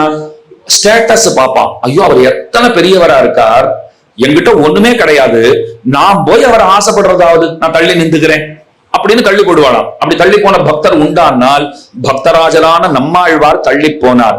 வடவேழுலகின் முதலாயேன்னு ஒரு ஆச்சரியமான திருவாய்மொழி முதற்பத்திலே, வடம் மிக்க மால் பெருமை மண் உயிரின் தன்மை உளமுத்து அங்கூடுருவ ஓர்ந்து தளர்வுற்று. மணவாள மாமிகள் எவ்வளவு அழகா பாடியிருக்கார் பாருங்கோ. நீங்க நினை மாறனை அப்படின்னார். நீங்க நினை, பெருமானை விட்டு நீங்கி போகணும்னு ஆசைப்பட்டார், விலகி போகணும்னு ஆசைப்பட்டார். ஏன் அப்படின்னு கேட்டா அவர் சொல்லிட்டார், இல்லப்பா அவன் ரொம்ப பெரியவனா இருக்கான், நான் ஒரு ஓட்டாண்டி சாதாரண ஆளா இருக்கேன், நான் போய் அவரை ஆசைப்படுறதாவது இது தகாது அப்படின்னு தள்ளி போறார். அப்ப பக்தனும் கூட பெருமானுடைய பெரு மேன்மையை அனுசந்திப்பானாகில், நினைப்பானாகில் நாம கிட்ட போகக்கூடாதுன்னு நினைச்சுக்கிறான். அப்படி ஒரு பக்தன் நினைச்சுட்டா பெருமாள் என்ன பண்ணுவார்னா, நீடிலகு சீலத்தால் பாங்குடனே சேர்ப்பான். அதைத்தான் உடனே பண்ணுவான், தன்னுடைய சீல குணத்தை காண்பிச்சிருவார். கூடார வெல்லும் சீர் கோவிந்தா. தள்ளி போனாலும் தோல்ல கை போட்டு பேசுறவாரு பாடு இல்லையோ. குச்சேலர் கண்ணனை பார்க்க போயிருந்தார், கையில அவல் எடுத்துட்டு போயிருந்தார். வடதேசத்துக்கு போனா தண்டுலம் எடுத்துன்னு போயிருந்தார், நெல் எடுத்துன்னு போயிருந்தாருன்னு சொல்லுவா. நம்ம பக்கத்துல அவல் எடுத்துன்னு போயிருந்தாருன்னு சொல்றோம். அவல் பொருத்தமா இருக்கு. நெல் எடுத்துன்னு போய் அதை எப்படி சாப்பிடுறது? அவலா இருந்தாலும் சரி, அவலை மெல்றா போலேங்கிற அழுலியோ வாயில போட்டு மெல்லலாம். அவலை எடுத்துன்னு போயிருந்தார். அதை கொடுக்கறதுக்கு ரொம்ப வெக்கப்பட்டு இருந்தார். என்னமோ முடி போட்டு வச்சுட்டு இருக்க, அது என்னமோ இருக வேற பிடிச்சுட்டு இருக்க, எனக்குன்னு என்னவோ நீ பண்ணி கொண்டு வந்திருக்க, அதை மறைக்கிறியான்னு வாங்கி சாட்டாரோ இல்லையோ, பிடுங்கி சாட்டாரோ இல்லையோ. குச்சேலர் வாய்ப்புலன்னு பாக்குறாரு. இவன் கையை தட்டினான்னா பெரிய பெரிய இனிப்பகத்துல இருந்து இவருக்கு வேண்டிய குலாப் ஜாமுன் என்ன, ரசகுல்லா என்ன, ரசமலாய் என்ன, ஜாங்கிரி என்ன, ஜலேபி என்ன எல்லாம் கொண்டு வரதுக்கு ஆள் இருக்கு. அப்படி சொடக்கு போட்டு இன்னைக்கு இது வேணும்னு சொன்னா பண்ணி கொடுக்க ஆள் இருக்கு. நான் கொண்டு வந்து அவலை பிடிங்கி சாப்பிட்டு இருக்காரு. நிஜமாவே பெருமானுக்கு அத்தனை பிடிச்சிருக்குன்னா அவர் அவளுக்காகவா அத்தனை பறந்தார் பாரித்தார்? குச்சேலருடைய அன்பிற்காக அத்தனை பாரித்தார். அதுக்குதான் பறந்து பறந்து அந்த அவலை சாப்பிட்டிருக்காருன்னு சொன்னால் இதுதான் நீடிலகு சீலம். சீலம்னா ரொம்ப பெரியவரா இருக்கிறவர் தன்னுடைய மேன்மையை கருத்திலே கொள்ளாமல் தாழ்ந்தவர்களோடும் புறையற கலந்திடுகை. பாதமாமகன் கீழ்மகன் குரங்கு எல்லாம் பாசுரமே ரொம்ப அழகா திருமங்கையாழ்வார் பாடி இருக்காரு இல்லையோ. ஏழை ஏதலன் கீழ்மகன் என்னாது இறங்கி அப்படின்னு பாசுரம் இருக்கு. பாதமாமகன் மர்க்கடம் விலங்கு குரங்கு எல்லாரோடையும் கலந்து பழகிருக்காரு. என்ன தாம் பெரியவன் ஒரு நாள் அவர் நினைச்சதே கிடையாது, அதனாலதான் அவர் பெரியவர். நமக்கெல்லாம் ஏன் அப்பப்ப நாம பெரியவர்கள்னு எண்ணம் ஏற்படுறதுன்னா நாம பெரியவர்கள் கிடையாது, சிறியவர்கள். அப்ப சிறியவர்களுக்கு பெரியவர்கள்னு எண்ணம் ஏற்படுறது, பெரியவர்களாயிருப்பவர்களுக்கு தாங்கள் சிறியவர்கள்ங்கிற அபிப்பிராயம் ஏற்படுறது. நம்மளை போல அவர் இருக்கார், அவரை போல நாம இருக்கோம். அப்படித்தான் சொல்லணும். இப்போ மாறி நடந்து இருக்கோம்னு வச்சுக்கோங்க. அப்ப கூடாரே வெல்லுகின்றான், பக்தர்களை இப்படி சீல குணத்தாலே வெல்லுகின்றான். அடுத்தது நாஸ்திகர்கள் அப்படின்னால் தன்னுடைய சௌரியத்தாலே வீரதீர பராக்கிரமத்தினாலே அவர்களையும் பெருமான் வெற்றி கொள்கின்றான். அடுத்தது உதாசீனர். இதுதான் ரொம்ப ஒரு ஆச்சரியமான ஒரு குரூப். அது நாங்க போக மாட்டோம், திட்டவும் மாட்டோம், வாழ்த்தவும் மாட்டோம், கோயிலுக்குலாம் போக மாட்டோம் அப்படிங்கிற பிறகு ஒரு நண்பர் இருந்தார். அந்த நண்பருக்கு கோயில்ல நல்ல பக்தி எல்லாம் உண்டு, பெருமானத்துல பக்தி உண்டு, கோயிலுக்கு தினந்தோறும் போகிறவர். அவர் தன் ஃப்ரெண்டை கூப்பிட்டார், என் கூட கோயிலுக்கு வாடா. அவன் சொன்னான், நான் உதாசீனன், நான் கோயிலுக்கு போகவும் மாட்டேன், சாமியை திட்டவும் மாட்டேன், என்ன கூப்பிடாதேன்னா. ஆளே இல்ல, கம்பெனி இல்ல, கூட வாடான்னு கூப்பிட்டு போயிட்டான். நீ என்ன அழைச்சின்னு போ, பிரசாதம் எல்லாம் வாங்கி கூட சாப்பிடுவேன், ஆனா கை கூப்ப சொன்னா கூப்ப மாட்டேன்னா. பிரசாதம் கொடு, நான் எத்தனை புளியோதரை வாங்கி கொடுத்தாலும் சாப்பிடுறேன், ஆனா கோயில் முன்ன போய் கை கூப்புன்னு என்ன நீ சொல்லக்கூடாது. சரி நான் சொல்ல மாட்டேன், நீ கவலைப்படாது அப்படின்னு சொல்லி அழைச்சின்னு போயிட்டார். 2 பேருமா போனா. அழைச்சின்னு போனவர் கை கூப்பி பெருமானன் ஸ்தோத்திரம் பண்ணிட்டு இருக்கார். என்ன ஆச்சரியம், பக்கத்துல பார்த்தா அந்த நண்பனும் கை கூப்பிட்டு இருக்கான். நீ ஏன்டா கை கூப்புறேன்னா, ஐயோ எனக்கே தெரியல, என்ன மறந்து கை கூப்பிட்டேன்னா. போதரே என்று சொல்லி புந்தியுள் புகுந்து தன்பால் ஆதரம் பெருக வைத்த அழகன்னு பாடினார் தொண்டரடிப்புடி ஆழ்வார். அவனே உள்ள புகுந்து நான் தான் உனக்கு தெய்வம்னு நம்ம கைகளை பிடித்து கொண்டு, ஏன்னா நாம சேர்க்க போறது இல்லைன்னு அவருக்கு தெரிஞ்சு போச்சு, அவரே நம்ம கைகளை பிடித்து கொண்டு இப்படித்தான் கைகூப்பணும்னு சொல்லி கைகூப்ப செய்து, அவரே கையை பிடிச்சு கைகூப்ப செய்து, இவன் கைகூப்பினான் இவனுக்கு நான் அனுகிரகம் செய்வேன்னு முடிவெடுக்கிறாராம். இப்படி கூடாதவர்களை பெருமான் ஜெயிக்கிறான். அதைத்தான் கூடாரவில்லும் சீர் கோவிந்தா அப்படின்னு பாடிண்டே வந்தா, நாடு புகழும் பரிசினால் நன்னாக சூடகமே, இன்னைக்கு என்னென்ன வேணும்னு கேட்கிற பாருங்க, சூடகமே தோள்வளையே தோடே செவிப்பூவே பாடகமே என்னனைய பல்கலனும் யாமடிவோம். நேற்றுக்கு ஒரு 6 விஷயம் கேட்டா, இன்னைக்கு ஒரு 5 விஷயம் கேட்டா, ஆரஞ்சா கேட்டிருக்கா பெருமாள்கிட்ட. ஆரஞ்சுங்கிற பாருங்க, நம்ம ஊர்ல ஆரஞ்சு பழம் கமலா பழம்ங்கிறோம், வடக்கெல்லாம் போனா சந்திராங்கிறோம். இங்க கமலான்னு பேரு அந்த பழத்துக்கு, அங்க சந்திரான்னு பேரு. அது யார் கமலா யார் சந்திரான்னு தெரியல. சந்திரா சொல்றச்சே நம்ம சந்திரான்னு சொல்லிக்கலாம் வேணும்னா, இங்க கமலா பழம்ங்கிறோம். அதுல 6 சுளைகள் இருக்கு பாருங்க, அப்படித்தான் திருப்பாவையே ஆரஞ்சு பழத்தை போல இருக்கு. இந்த 2 பாட்டுல 6ம் 5ம் இருக்கு. நேற்றுக்கு ஒரு 6 விஷயங்களை கேட்டிருந்தா, இன்னைக்கு ஒரு 5 விஷயங்கள், சூடகம் தோள்வளை தோடு செவிப்பு பாடகம். சுருக்கமா காஞ்சி மகாவித்வான் சுவாமியினுடைய அர்த்தத்தை இந்த இடத்துல சொல்றேன். ரொம்ப ஆச்சரியமான உரை சாதித்திருக்கிறார். சூடகம்னா என்னன்னா கையில போட்டுக்கிற ஆபரணம், அது கங்கணம் வளையல் இதெல்லாம் இருக்கு பாருங்க, அதுதான் சூடகம். தோள்வளை தோளுக்கு போட்டுக் கொள்கின்ற ஆபரணம், அது தோல்ல போட்டுப்பா. இந்த இடத்துல வங்கின்னு போட்டுப்பா பாருங்க, அந்த நாள்ல எல்லாம் போட்டுப்பா. 1 தான் வாங்குவா, 2 வாங்க மாட்டான். அது 1 வாங்குறதே பெரிய கஷ்டம்னு வச்சுக்கோங்க. அதற்கே நிறைய பவுன் தேவைப்படும், நிறைய பணம் காசு தேவைப்படும். ஏன் 1 தான் வாங்கிப்பான்னா, கேட்டிருக்கேன், நான் பார்த்ததெல்லாம் கிடையாது, கேள்விப்பட்டதை வச்சு சொல்றேன். என்னன்னா, ஒரு பக்கம் புடவை தலைப்பாலேயே மறைச்சுடுவா, ஒரு பக்கம் தான் அது பார்வைக்கே தெரியும், அது 1 தான் வச்சுட்டு இருப்பா. இன்னொன்னு கேட்டிருக்கேன், யாராவது ஒரு விசேஷமான ஆபரணம் 1 இருக்குன்னு வச்சுக்கோங்களேன், மற்ற வீடுகள்ல பொண்ணு பார்க்க வரானா அது அப்படியே இரவலாக வாங்கி வரப்படும். அந்த ஆபரணம் எல்லாம் பூட்டி பெண்ணை அழகாக ஆக்கி, அதுக்கு மேல பெண்ணு பார்த்த அந்த படலம் எல்லாம் முடிந்த பிற்பாடு அதை கொண்டு போய் பத்திரமா கொடுக்கறது. எல்லார்கிட்டையும் நகையெல்லாம் இல்லாத காலம். சில பேர் இருக்கும்னா அது ரொம்ப பரந்த மனப்பான்மை அத்தனை பேருக்கும். எடுத்துன்னு போயேன் மெதுவா கொடு அப்படின்னு சொல்லி கொடுத்துருவா. அது ஊரே சுத்தி சுத்தி வரும். அது மாப்பிள்ளை இவர் தான், ஆனா கடுக்கன் என்னோடது மாதிரி. நீங்க எல்லாம் சட்டதான் கேள்விப்பட்டிருப்பீங்க. ஆனா பழைய கதை, அது புதிய கதை கிடையாது. அது காஞ்சி மகாவித்வான் சுவாமி அவர் எழுதிய வச்சிருக்கார். சுமாரா 80கள்லயும் அந்த கதையை அவர் எழுதிட்டார். அவர் எழுதின கதையில என்ன வரும்னா, மாப்பிள்ளை இவர் தான், கடுக்கன் என்னோடது. அந்த நாள்ல கடுக்கன் போட்டு பாடு இல்லையோ, ஒருத்தன் பொண்ணு பார்க்க போறேன், உன் கடுக்கனை கூடடா அப்படின்னு கேட்டானா. சரி போட்டுன்னு போன இவர் கொடுத்துட்டார். நானும் கூட வரட்டான்னா, சரி மாப்பிள்ளை தோழன் கூட இருந்தா நன்னாத்தான் இருக்கும், வாயன். பொண்ணே இப்பதான் பார்க்க போற, அதுக்குள்ள மாப்பிள்ளை தோழனா, சரி பரவாயில்ல வா அழிச்சுட்டு போயிட்டான். போயிட்டே இருக்கச்சா இவர் தான் மாப்பிள்ளையானா அவர் சொல்லுவார், மாப்பிள்ளை இவர் தான், கடுக்கன் என்னோடது அப்படின்னுவார். அத போல அந்த நாள்ல அந்த வங்கி எல்லாம் வச்சிருந்தா எல்லாருக்கும் கொடுத்துருவான்னு வச்சுக்கோங்க. அதுதான் தோள்வளையே தோடே செவிப்பூவே. அதுக்கு மேல தோடு வேணும். கரணபத்திரம் கரண புஷ்பம்னு சொல்லுவார்கள். அது இன்னும் நெருக்கமா இருக்கும் காதுக்கு. அந்த கரண புஷ்பம் வேண்டும். பாடகமே என்னனைய, கால்களுக்கு ஆபரணங்கள் வேண்டும். இந்த ஆபரணங்களை எல்லாம் நீயும் பிராட்டியுமாக சேர்ந்து அணிவிக்க வேண்டும். ஏன்னா 2ஆம் பாட்டுல மையிட்டு எழுதோம், மலரிட்டு நான் முடியும், நெய்யுண்ணோம் பாலுண்ணோம் எல்லாம் சொல்லியிருக்கோம் இல்லையோ. மையிட்டு எழுதோம்னு சொல்லியாச்சு, மலரிட்டு நான் முடியும், நெய்யுண்ணோம் பாலுண்ணோம். இப்ப எல்லாம் வேணும் எங்களுக்கு. எப்படி வேணும்? நீங்க 2 பேரும் கொடுத்து நாங்க வாங்கிக்கணும். ஆபரணங்களை நீங்களா கொண்டு வந்து எங்களுக்கு அணிவிக்க வேண்டும், அழகு பார்க்க வேண்டும் அப்படின்னு பிரார்த்திக்கிறார்கள். ரொம்ப ஆச்சரியமான பிரார்த்தனை. இந்த இடத்துல காஞ்சி பிரதிபாத வெங்கட சுவாமி சொல்றார், கைகளுக்கு ஆபரணம் எதுன்னா கை கூப்புறதுதான் ஆபரணம்னார். கைகளுக்கு பெரிய ஆபரணம் எது? இந்த கை கூப்புறம் பாருங்கோ, இதுதான் ஆபரணம். வேதாந்த தேசிகன் அழகா சொன்னார். பெருமான் இடத்துல போயிட்டு தன்னை நீச்சன்னு முதல்ல சொல்லிக் கொண்டார். நான் பாப்பியா இருக்கேன் அப்படின்னு சொல்லிக் கொண்டார். அவர் பாப்பியா அப்படிலாம் கிடையாது, நாம சொல்லிக்கிறது இல்லை, நமக்காக அவர் சொன்னார். அவர் சொல்லிட்டார். அப்புறம் பெருமாள்கிட்ட நீ அனுகிரகம் பண்ணு அப்படின்னார். பெருமாள் கேட்டார், இப்பதான் சொன்னீர் நீர் பாப்பி அது இதுன்னு சொல்லிட்டு, எப்படி அனுகிரகம் பண்றது? நான் தண்டிக்க போகிறேன், அஸ்திரத்தை பிரயோகம் பண்ண போறேன்னார். தேசிகன் உடனே சாய்ச்சார், நீ அஸ்திரத்தை எடுக்க போறேன்னா எனக்கு வேற வழி இல்லை, நானும் ஒரு அஸ்திரத்தை எடுப்பேன்னார். உங்ககிட்ட என்ன அஸ்திரம் இருக்கு? நீ என்ன எங்கேயாவது போய் எங்கேயாவது அஸ்திர சஸ்திரங்கள்லாம் தேர்ச்சி பெற்று கொண்டு வந்திருக்கிறாயா? நீ போய் துரோணாச்சாரியர் இடத்துல படிச்சியா, இல்லன்னா பரசுராம இடத்துல வாசிச்சியா? எப்படி அஸ்திர சஸ்திரங்கள்லாம் உனக்கும் தெரியுமா? நீ பெரிய பண்டித்தன்னு தானே நினைச்சிட்டு இருக்கேன், நீ சண்டை போட தெரியுங்கிறியன்னா? ஆமா, நீ அஸ்திரம் எடுப்பேன்னா நானும் எடுக்க வேண்டியதுதான். எந்த அஸ்திரம் உங்ககிட்ட இருக்கு? பிரம்மாஸ்திரமா நாராயணாஸ்திரமான்னா? அதெல்லாம் ஒண்ணுமே கிடையாது. அதெல்லாம் ஜுஜுபின்னு விட்டவர். அதெல்லாம் விட மேலான பெரிய அஸ்திரம் இருக்கு. என்னது?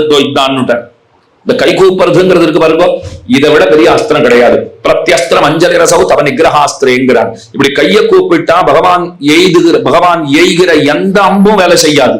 அப்ப கை கூப்புறதுதான் கைகளுக்கு மிகச்சிறந்த ஆபூஷணம். சூடகமே தோள்வளையே, தோள்களுக்கு எது ஆபரணம்? சங்க சக்கர லாஞ்சனம். சங்க சக்கரங்களை ஆச்சாரியனிடத்திலே பெத்தெடுகை, அதுவே ஆபரணம்.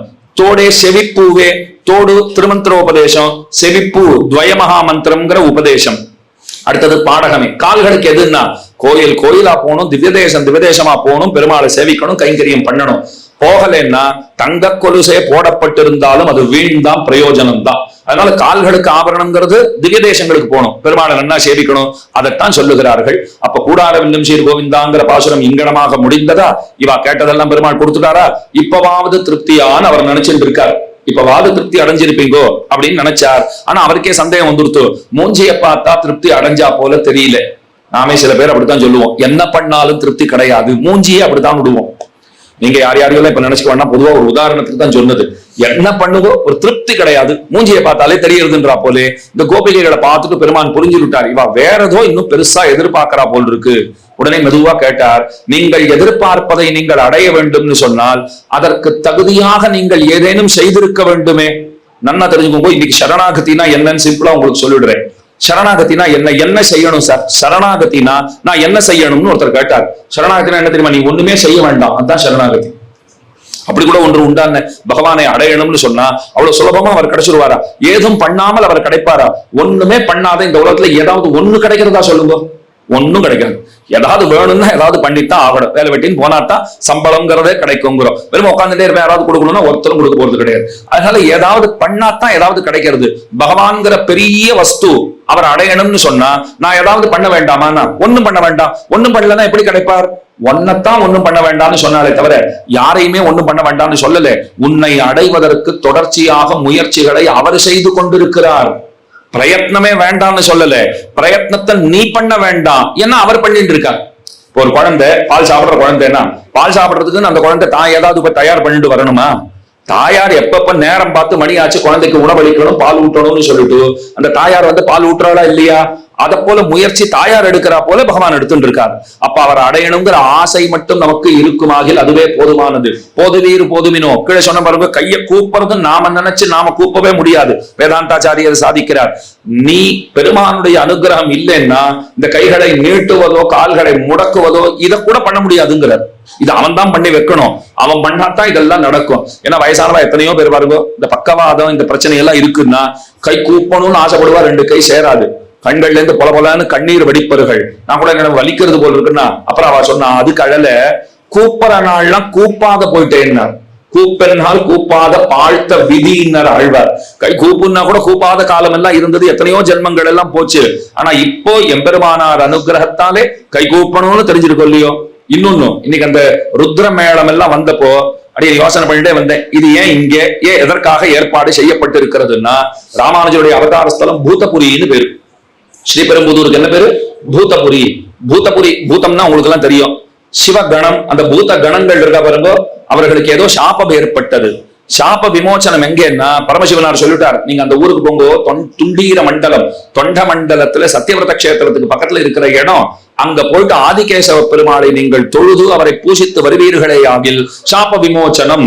அப்ப பூத கணங்கள்னா சிவனுடைய ருத்ரனுடைய கணங்கள் அனைத்தும் பூதபுரிக்கு வந்து ஆதிகேசவ பெருமாளை வணங்கி அவனுடைய அருளாலே சாபம் தீர பெற்றன. அதனாலதான் அந்த ஊருக்கே பூதபுரிங்கிற ஒரு விசேஷமான பெயர் ஏற்பட்டது. அப்ப ராமானுஜ சம்பந்தம் பூத கணங்களுக்கு உண்டுன்னு தேறிவிட்டது இல்லையோ. கண்ணன் சுவாமிக்கும் ஸ்ரீபெரும்புதூரோட சம்பந்தம் உண்டு, அதுதான் விசேஷம். அவர் சகோதரி அந்த ஊர்ல கொடுக்கப்பட்டிருக்கிறாள், சகோதரி குமாரத்தையே கல்யாணம் பண்ணிட்டு இருக்கார். அதனால பெண் கொடுத்தவராம இருக்கார், பெண் எடுத்தவராகவும் இருக்கார், பூதபுரியோட சம்பந்தம் இருக்கு, பூத கணங்களுக்கு ருத்ரனோட சம்பந்தம் உண்டு. இப்படி கூட்டி கழிச்சு பார்த்தா கணக்கு சரியா வந்துடும், அவ்வளவுதான். அதனாலதான் ருத்ரகணங்களுடைய அந்த வாத்தியமும் இந்த இடத்துல வந்ததோன்னு சொல்லும்படியாக அந்த வைபவம் அமைந்திருக்கிறதுன்னு சொல்லணும். அப்ப பிரயத்தனம் சரணாகதி நான் பண்றேன்னால் நான் என்ன முடிவு செய்து கொள்ள வேண்டும்? அவனை அடைவதற்கென்று நான் ஏதும் செய்ய மாட்டேன். நான் ஏதாவது பண்ணித்தான் அவன் அடையணும்னா அடைய முடியுமான்னு பாத்துக்கோங்க. ஆழ்வார் பாடினார், நெறி காட்டி நீக்குதியோன்னு பாடினார். நீ பல வழிகளை கர்ம ஞான பக்தி யோகம் இதெல்லாம் சொல்லி இருக்க, இதெல்லாம் உங்ககிட்ட சேர்த்துக்கிறதுக்காக சொன்னா போல இல்ல, உங்ககிட்ட இருந்து விளக்கறதுக்காகவே சொன்னா போல இருக்கு. அது அப்படியே போனீங்களா போயிடலாம்னா இவர் வரப்போறது இல்லைன்னு அப்பயே தெரியறதோ இல்லையோ. ரெண்டு பேரா போகணும்னு நம்ம நினைச்சுட்டே இருக்கோம், போலாமாடான்னா நீ அப்படி போட அந்த பக்கமா போயிட்டு அந்த ரைட் எடுத்து அப்படி லெஃப்ட் போனீங்கன்னா போயிடலாம்னா ஓஹோ இவர் கழட்டி விடுறாரு போல் இருக்குன்னு புரியுறதா இல்லையா? அப்ப நமக்கு அதை போல பகவான் கழட்டி விடுறதுக்கு தான் பல மார்க்கங்களை சொல்லியிருக்கார். மேலான மார்க்கம் தன்னையே காட்டி கொடுத்தார், தான் தான் மார்க்கம் தான் தான் வழின்னு சொல்லிட்டாரோ இல்லையோ, அவர் தான் வழி. அதைத்தான் கரவைகள் பின் சென்று பாசுரத்தால ரொம்ப ஆச்சரியமா வெளிப்படுத்துகிறார்கள். பகவான் கேட்டார், நீங்க ஏதோ பெருசா அடையணும்னு ஆசைப்படுறீங்க போல் இருக்கு, என்னன்னு அவரும் சொல்லல. அதை அடைவதற்கு உங்களிடத்திலே என்ன நிறை இருக்கிறதுன்னு கேட்டார். ஏதாவது சாதனானுஷ்டானம் பண்ணி இருக்கிறீர்களா? கறவைகள் பின் சென்று அழகா சொல்லிட்டா. பசுமாடுகள், இந்த மிருகங்களையே சாதாரணமா என்ன சொல்லுவா? அறிவில் குறைந்தவைகள். மிருகங்களை அறிவில் குறைந்தவர்கள்ங்கிறோம். அறிவில் குறைந்தவா கொஞ்சம் பின்தங்கிய மாணவர்கள்ன்றோம் இல்லையா? பின்னாடியே தான் இருப்பா. அறிவில் குறைந்தவர்கள்னா பின்னாடியே தான் இருப்பா. ஆண்டாள் சொல்றா, அறிவுன்னு வந்துட்டா எங்களை விட மாடுகளே வசதி போல் இருக்குன்னா. ஏன் அப்படி சொல்றீங்கன்னா, எங்களுக்கு முன்னாடி போறது நாங்க கூட பின்னாடி தான் போறோம்னா. மாடு மேய்க்கிறவாள் பின்னாடி தான் போவா, பார்த்திருக்கீங்களா?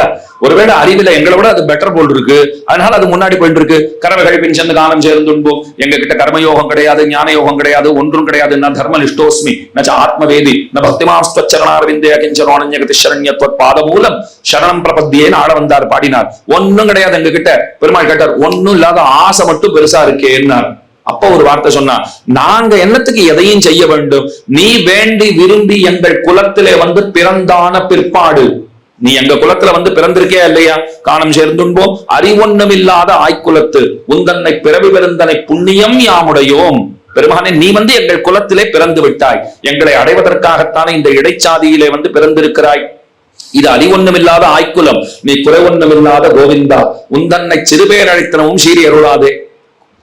குறைவொன்னும் இல்லாத கோவிந்தா, உந்தன்னோடு உறவேல் நமக்கு இங்கொழிக்க ஒழியாது. உந்தன்னோடு உறவேல் நமக்கு இங்கொழிக்க ஒழியாது. பிதா ரக்ஷகா சேஷி பர்த்தா அக்ஞேயோ ரமாபதி சுவாமியாதாரோ மமாத்மாச்ச போக்தாச்சாத்தியம் அனூதிதா தருதுயரம் தடாயேங்கிற பெருமாள் திருமொழி பதிகம் குலசேகர ஆழ்வார் இந்த நவவித சம்பந்தத்தை நமக்கு நினைப்பூட்டுகிறார். பெருமானுக்கு நமக்கு 9 விதமான உறவு முறைகள். ஒன்னே ஒண்ணு உங்களுக்கு சொல்றேன். உங்க பிள்ளை ஃபாரின்ல இருக்கார், ஒரே பிள்ளைன்னு வச்சுக்கோங்க, சரியா போனே பண்றது இல்ல, நல்ல பிள்ளை தான், ஒன்னும் குறை கிடையாது. ஆனா போன் பண்ண மறந்து போயிடுறார், என்னமோ அலுவலகத்துல ரொம்ப கசக்கி பிழியறான், போன் பண்ண மாட்டேங்கிறார். இந்த மாதிரி தொந்தரவு எல்லாம் இருந்தா ஓன்னு அழறிங்கோ. போனே பண்ண மாட்டேங்கிறான், விசாரிக்க மாட்டேங்கிறான். பெருமாள் உங்களை பார்த்து என்ன தெரியுமா கேட்பார்? உன் பிள்ளை உனக்கு உன் பிள்ளை ஒரே உறவு தான், அதுக்கே அவன் உன்னை பார்க்கல பேசலன்னா உனக்கு அழுகையா வருது. எனக்கும் உனக்கும் 9 உறவு இருக்கு, ஆனா நீ வரமாட்டேங்கிற, நான் எத்தனை அழணும்னு கேட்கிறார். ஒரு உறவுக்கே அழறோம்னா 9 உறவை வச்சுட்டு பெருமாள் பாவம் எத்தனை அல்லாடுறார் தெரியுமா? திரிபாத் விபூதியிலே பரிபூர்ண அனுபவம் நடவான் இருக்க அது உண்டது உருக்காட்டாதே.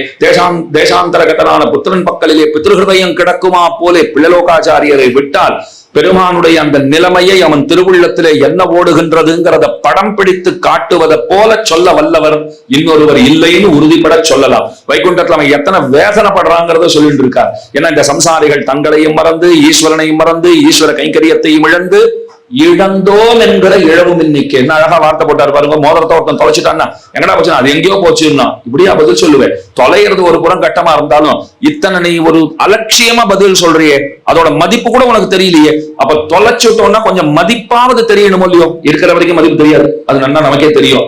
இல்லைன்னா தானே மதிப்பு தெரிகிறது. அப்ப அந்த மதிப்பாவது தெரியணுமே. இழவும் இன்னிக்கேன்னார், அந்த கவலை கூட இல்லை. இதை பார்த்தா தான் பெருமான் இன்னமும் வயிறு பிடிக்கிறான், இன்னமும் வயிறறிகிறது அவனுக்கு. அப்ப நமக்காகவே அவதரிக்கும் மாயன், நமக்காகவே அன்பர்களுக்காகவே அவதரிக்கிறான். அப்பேற்பட்ட பெருமாளோட 9 விதமான உறவு முறை இருக்கு. நீயே கண்ணனாக எங்கள் குலத்திலே வந்த பிற்பாடு உன்னை அடைவதற்கென்று எங்களிடத்திலே சாதனத்தை எதிர்பார்த்திருக்கையாகிற குறை உன்னிடத்திலே கிடையாது. அதனாலதான் நீ குறை ஒன்றும் இல்லாத கோவிந்தன். கீர்த்திமூர்த்தி மகாவித்வான் திருப்பதி கிருஷ்ணமாச்சாரிய சுவாமி குறை ஒன்றுமில்லாத கோவிந்தானே ரொம்ப ஆச்சரியமான ஒரு கட்டுரை அவர் படைத்திருக்கிறார். இந்த குறை ஒன்றுமில்லாத கோவிந்தாங்கிற ஒற்றை வரியை எடுத்துக்கொண்டோமாகில் 3 நாள்கள் பேசலாம். அத்தனை விஷயங்கள் அதற்குள்ளே உண்டு. ஆனா நம்ம கிட்ட இருக்கிறது இப்ப 10-15 நிமிஷம் தான் வச்சுக்கோங்க. அப்ப 28வது பாசுரம் இங்கனம் செல்லுகிறது.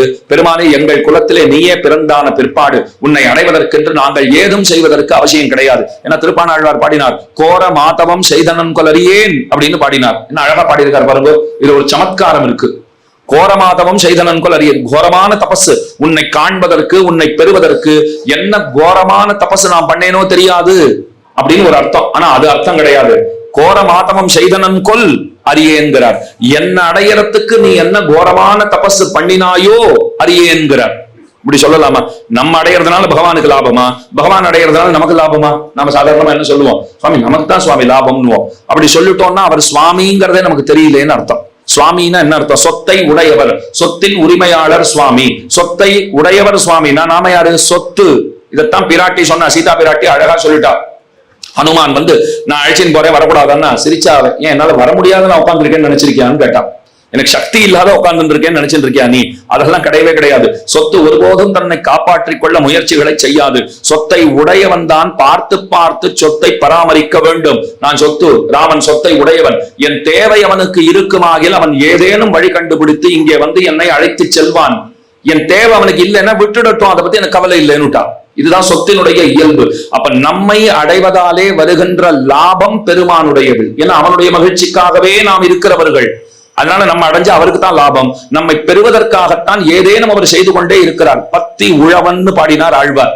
ஒரு உழவன் விவசாய நிலத்துல எப்படி பாடுபடுகின்றானோ, அறுவடை காலத்தை எதிர்பார்த்து அந்த பயிரெல்லாம் அவன் நட்டு அதுக்கு மேல என்னென்ன செய்யணுமோ அதற்கு பூச்சி மருந்தெல்லாம் போட்டு உரம் எல்லாம் போட்டு எத்தனை பாத்துக்கிறான்.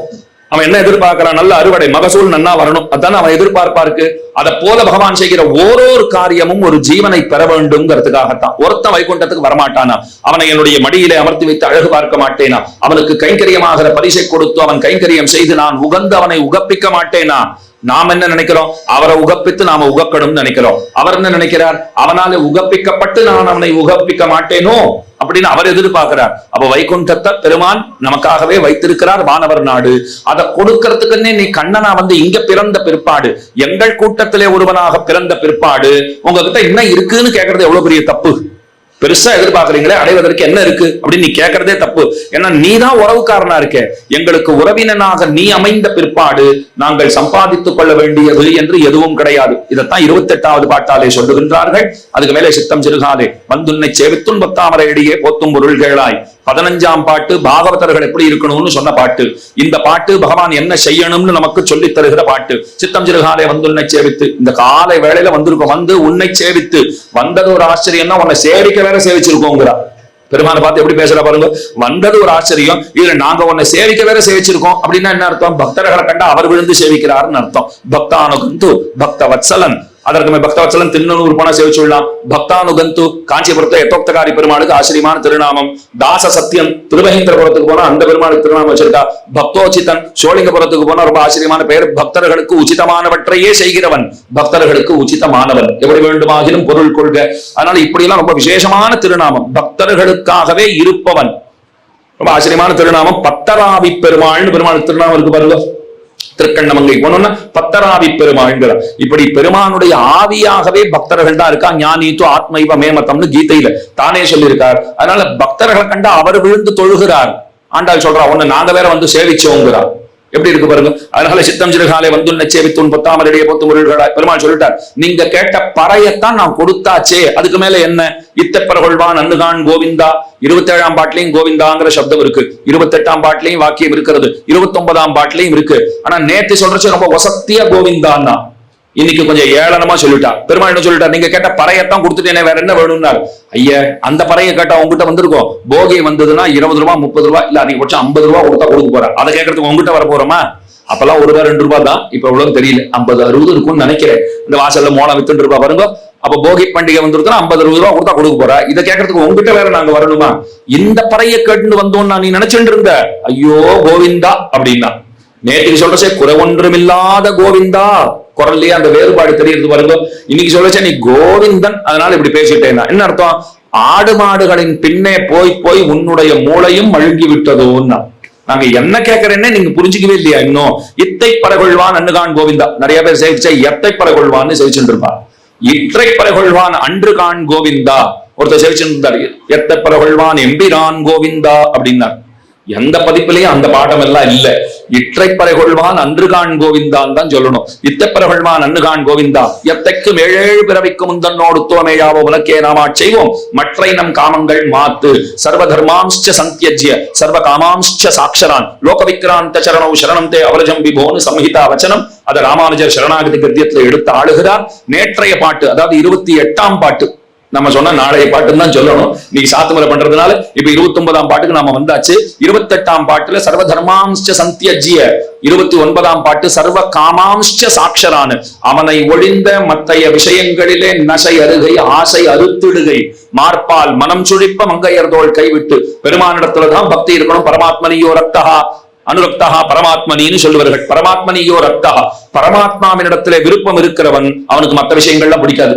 மற்ற விஷயங்கள்ல விருப்பம் இருக்கிறவனுக்கு இன்னும் பரமாத்மாவிடத்துல பக்தி வரலைன்னு அர்த்தம். அதுதான் சொல்லப்படுகிறது, மத்தை நம் காமங்கள் மாற்று, நீ பிறக்கும் போதெல்லாம் நாங்களும் பிறக்க வேண்டும், அதுவும் பிறக்கிற போது சீதையாகவோ பரதனாகவோ பிறவியை தந்து விடாதே.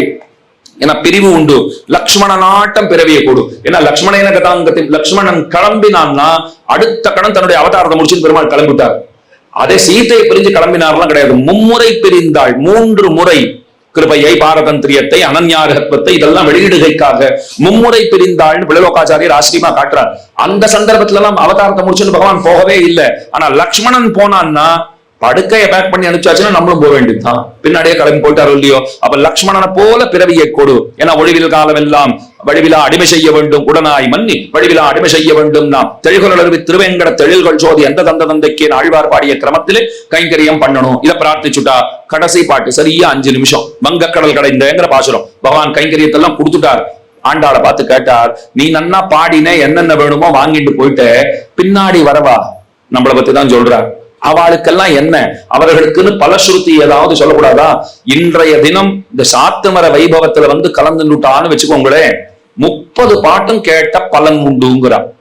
கடைசி நாள், ஆனா நாங்க கடைசி நாள் தான் சொல்லுவோம், முதல் நாள் சொல்றதே கிடையாது. ஏன்னா முதல் நாள் சொல்லிட்டா அப்புறம் சுவாமி நெக்ஸ்ட் மீட் பண்ணலாம், இன்னைக்கு 14th 13th அன்னைக்கு வந்துடுறோம்னு போயிடுவா. அதனால அது முதல் நாள் சொல்லக்கூடாது. ஆனா கடைசியில் எல்லா நாளும் வரணுங்கிறது தான் உண்மை. வர முடியாத சூழ்நிலைன்னு இருக்கும் இல்லையோ, எல்லாராலையும் வந்துட முடியுமா? சரி ஒரு நாளாவது கேட்டு வருவோமே வராது இல்லையோ. அதனால இந்த 30ஆம் பாசுரம் ரொம்ப ரொம்ப விசேஷமான பாசுரம். இதைத்தான் பெருமாள் கேட்டார் ஆண்டாளை பார்த்து, பின்னாடி வரவாளுக்கு என்னன்னு கேட்டார். நீ வாங்கிட்டு போயிட்ட, மற்றவாளுக்கு என்ன அப்படின்னால், எவ்வளவர்கள் இந்த திருப்பாவையை அனுசந்திக்கின்றார்களோ அவர்களுக்கும் பெருமான் அனுகிரகம் செய்வான். பராசர பட்டர் ரொம்ப ஆச்சரியமான ஒரு விஷயத்தை சொல்றார். இப்போ கன்றில்லா பசுவினுடைய பாலை பருகுதல் கூடாது சாஸ்திரப்படி. ஆனா பாலை கறந்து தான் ஆகணும்னு வச்சுக்கோங்களேன். நீங்க பார்த்திருக்கலாம், வைக்கோலை கொண்டு கன்று போலே ஒரு பிம்பத்தை செய்து வைத்து அதை பாவம் கொண்டு போய் பக்கத்திலே வைக்கிறார்கள், நிறுத்துகிறார்கள்னு சொன்னா பக்கத்துல கன்று குட்டி தான் வந்துருத்தோன்னு நினைத்து கொண்டு பாலை சுரக்குமாம் பசு. போலி கன்று ஆனா மெய்யான பாலை பசு கொடுக்கறது இல்லையோ. அத போல ஆண்டாள் உண்மையான கன்று, அவ போனா பகவானுடைய அருளாகிற பாலை அவள் சுரந்து பகவான் சுரந்து பெற்றுக்கொண்டு விட்டாள். அவ திருப்பாவை பாடி இருக்கா. அந்த திருப்பாவையை நாம பாடுறோம்னால் ஆண்டாளுக்கு இருக்கிற பாவ சுத்தி நமக்கு இருக்கான்னா கண்டிப்பா கிடையாது. ஆண்டாளுக்கு உண்டான அண்ணா வாங்க மேல ஏழ ஆண்டாளுக்கு உண்டான பாவ சுத்தி அது நமக்கு இருக்கிறதா அப்படின்னால் அது கண்டிப்பாக இல்லை. அப்ப நாம பாடினா அனுகிரகம் பண்ணுவாரான்னு கேள்வி வந்தது. அதுக்கு ரொம்ப அழகா பதில் சொன்னா, இல்ல அனுகிரகம் பண்ணுவார். ஆண்டாள் நாச்சியார் பாவசுத்தியோட பாடினாள், அனுகிரகத்தை பெற்றாள். ஆச்சா, இப்ப நாம பாடினா அனுகிரகம் பண்ணுவரா பெருமாள்னா, போலி கன்றுக்கு கூட பசுமாடு இறங்கி பாலை சுரக்கிறது இல்லையோ, அத போல போலியான நமக்கும் பெருமான் ஆண்டாளுக்கு பண்ண அனுகிரகத்தை ஆண்டாள்னு நினைச்சுண்டு திருப்பாவை பாடினதற்காகவே நமக்கும் செய்து விடுவார், கவலை வேண்டியதில்லை. இது ஒரு அர்த்தம் சொன்னார். பராசர பட்டர் இன்னொரு ஆச்சரியமான அர்த்தம் சொல்றார். திருப்பாவை 30 பாசுரங்களையும் தினந்தோறும் சொல்லுகிறார். கோததமிழ் ஐயைந்துமைந்தும் அறியாத மானிடரை வையம் சுமப்பதும் வம்பு, நாடோறு திருப்பாவை சொல்ல வேண்டும். முடியலையா, கடைசி 2 பாசுரங்களை ஏனும் சொல்லுக. நமக்கு அப்பதான் ஒரு ஆர்வம் வந்துடும். ஒரு தடவை முடியலையான்னு சொல்லிட்டா மேல எத்தனை முடியலையா சொல்லி என்னென்ன சொல்ல போறாரு இப்போ. ஏன்னா மேல மேல வரதெல்லாம் ரொம்ப லகுவான வழியா இருக்கும், இல்லையோ சுலபமான வழியா இருக்கும். சுவாமி அதுவும் முடியலன்னா கேட்டுட்டே இருப்பா. சுதர்சன சதகத்துல ஒரு ஸ்லோகம் உண்டு, ஹந்து தந்திராலுதாம் வஹா, உங்கள் சோம்பல் ஒழிய கடவது. அந்த ஸ்லோகத்தை சொல்லிட்டே இருந்தா சோம்பல் போயிடும். என்கிட்ட ஒருத்தர் சொன்னார், அது சொல்லிட்டே இரு சோம்பல் போயிடும்னார். நான் கேட்டேன், ஸ்லோகம் சொல்றதுக்கு சோம்பல் இருக்கு, அது போறதுக்கு ஒரு ஸ்லோகம் இருந்தா சொல்லுங்கன்னு. இதுக்கு முடிவு இருக்கா? இப்போ அந்த ஸ்லோகத்தை சொல்றதுக்கே சோம்பலா இருந்தா அதுக்குன்னு ஒரு ஸ்லோகத்தை பிடிக்கிறதா இப்போ? அதனால இது இல்லைன்னா அது, இது இல்லைன்னா அதுன்னா பார்வதி எவ்வளவு ஜாகிரதையா கேள்வி கேட்டா. கேனோபாயேன லகுனா விஷ்ணோர் நாம சஹஸ்ரகம் பட்யத்தே பண்டிதைர் நித்தியம் ஸ்ரோதுமிச்சாம்யஹம் பிரபு. டெய்லி சொல்றவரை சொல்ல முடியல, லகுவான வழி இருக்கான்னு கேட்டா. சஹஸ்ரநாமம் சொல்ல முடியலன்னா லகுவான வழி சொல்லுன்னு கேட்கல. டெய்லி சொல்றவாளுக்கு சொல்ல முடியலன்னா லகுவான வழி இருக்காங்க. ஸ்ரீராம ராம ராமேதி ரமே ராமே மனோரமே சஹஸ்ரநாம தத்துல்யம் ராமநாம வராந்தனை. அது போல திருப்பாவும் 30 பாசுரங்களும் சொல்லணும், இல்லைன்னா கடைசி 2 பாசுரங்களை சொல்லணும். அப்படி இல்லையா சொன்ன நாளை நினைச்சுக்கோ. கடைசியில சொல்லிட்டார், பராசர பட்டர் அனுசந்தித்திருப்பர். பராசர பட்டர் எழுந்தருள் இருந்தாரோ இல்லையோ, அவர் டெய்லி சொல்லிட்டு இருக்கார். அவர் என்ன சொல்லிட்டார், நான் சொல்லிட்டு இருக்கேன்னு நீ நினைச்சாலே போதும்னு விட்டார். இதோட ஒரு இது கூட முடியாதுன்னா ஒண்ணும் பண்ண முடியாது. இப்போ இவர் சொல்லிட்டு இவர் தேவபெருமானுக்கு இவர் கைங்கரியம் பண்றார், ஆழ்வாருக்கு இவர் கைங்கரியம் பண்றார். நாம நினைச்சாலே போதுமா, அவர் தேவபெருமானுக்கு கைங்கரியம் பண்றார், இவர் ஆழ்வாருக்கு கைங்கரியம் பண்றார். நினைத்தீர்களாகில் நீங்க 2 திவ்யதேசத்துக்கும் போய் கைங்கரியம் பண்ணதா பெருமாள் நினைச்சுப்பாரு. இது சத்தியம். இவா கூட அந்தந்த ஒரு திவ்யதேசத்தை தான் பாத்துக்கிறான்னு வச்சுக்கோங்க. நீங்க இவா 2 பேரையும் நினைச்சிட்டு இவா 2 பேரும் அங்க கைங்கரியம் பண்றான்னா பெருமாள் என்ன தெரியுமா நினைச்சுப்பார், அவன் எப்படித்தான் வந்தானோ தெரியல, நீ காஞ்சிபுரத்துக்கும் போயிட்டு திருவாரூர் திருநகரிக்கும் வந்து கைங்கரியம் பண்ணிட்டு போனான், நீங்க என்ன படுக்கையில இருந்து எழுந்துக்கல. ஆனா அவர் அப்படி நினைத்துக் கொள்ளுகிறார். அதுதான் ரொம்ப ஆச்சரியமான தன்மை. சுப்பிரபாதத்துல கூட பாருங்க, ஏமானவாக பிரதிதினம் படித்தும் பிரவருத்தாக தேசாம் பிரபாத சமயே ஸ்மிருதிரங்க பாஜாம் பிரஜாம் பரார்த்த சுலபாம் பரமாம் பிரசூத்தேன்னு முடிகிறது இல்லையோ, ரொம்ப அழகா வியாக்கியானம் அந்த இடத்துல பண்ணுவா. தினந்தோறும் நாம பின்மால போய் திருவேங்கடமுடையானுக்கு சுப்பிரபாத்தம் திருமலையில போய் சொல்லணும்னா எல்லாரையும் உள்ள விடமாட்டா. முதல்ல சரி கோபுரத்துல தான் வாசல்ல நின்று சொல்லிட்டு வா, அதை யாரும் தடுக்க போறது இல்லை. இப்போனா ஐயோ ஒரு நாள் போல 2 மணிக்கா சுவாமி ரொம்ப கட்டம் சுவாமி, அங்கே இருந்து கைங்கரியம் பண்றதா கூட அப்பப்போ 1 நாள் 2 நாள் ஓய்வு எடுத்துட்டு சரி சுவாமி உடம்பும் பாத்துக்கணும் இல்லையோ, போயிட்டு வான்னு சொல்றா. நாம போய் தினந்தோறும் எல்லாம் பாட முடியாது. அடுத்தது சொன்னா அப்படின்னா வீட்லயே நீ எழுந்து அந்த வேலைக்கு சொல்லிடு, 2:30 மணிக்கு எழுந்து சுப்பிரபாதத்தை சொல்லிடு. பெருமாள் கோயில்ல வந்து சொன்னதா நினைச்சுப்பார். அது கூட 1 நாள் 2 நாள் பண்ணலாம், டெய்லி பண்றதெல்லாம் ரொம்ப கட்டம் சுவாமி. அப்ப ஒண்ணு பண்ணு, வீட்டுல எழுந்துக்கோ, எழுந்துட்டு இப்ப இந்த வேலைக்கு திருமலையில சுப்பிரபாதம் சொல்லிட்டு இருக்கான்னு சொல்லிட்டு படுத்துக்கோ போறோம்னா இது ஈஸியா தான் இருக்கு. ஆனா அதுவும் 1 நாள் போல 2:30 மணிக்கு எழுந்துக்கிறதுனா ரொம்ப கட்டம் தான். அப்ப நீங்க என்ன தெரியுமா சம்பாதிச்சிருக்கணும், அங்க கைங்கரியம் பண்ணுகிறவர்கள் உங்கள் இடத்துல நல்ல அபிமானமுடையவர்களாக இருப்பவர்களே ஆயின். இது எத்தனை முக்கியமான பாயிண்ட் பாருங்க.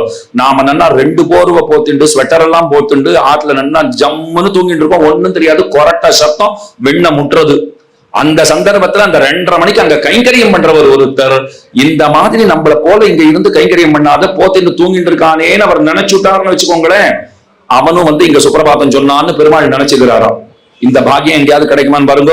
எனக்கு நடக்கிறதே ஒருத்தர் அங்க இருக்கிறவர் நினைச்சு விட்டுட்டார்னா என்ன, நான் அங்க நிற்பவனாக பெருமான் கருதுகிறான்னு சொன்னால் இது எப்பேற்பட்ட பெருங்கருணை. அதுதான் 30வது பாசுரத்தாலே ஆண்டாள் நாச்சியார் சொல்லுகிறான், 2 மால்வரை தோள். திருப்பாவை சொல்லாத பெருமான ஸ்தோத்திரம் பண்ணா 2 கையத்தான் காட்டுவார். திருப்பாவை பாடி ஸ்தோத்திரம் பண்ணோம்னு சொன்னால் 2 மால்வரை தோள் செங்கண் திருமுகத்தை செல்வ திருமாலால் எங்கும் திருவருள் பெற்று இன்புறுவர்.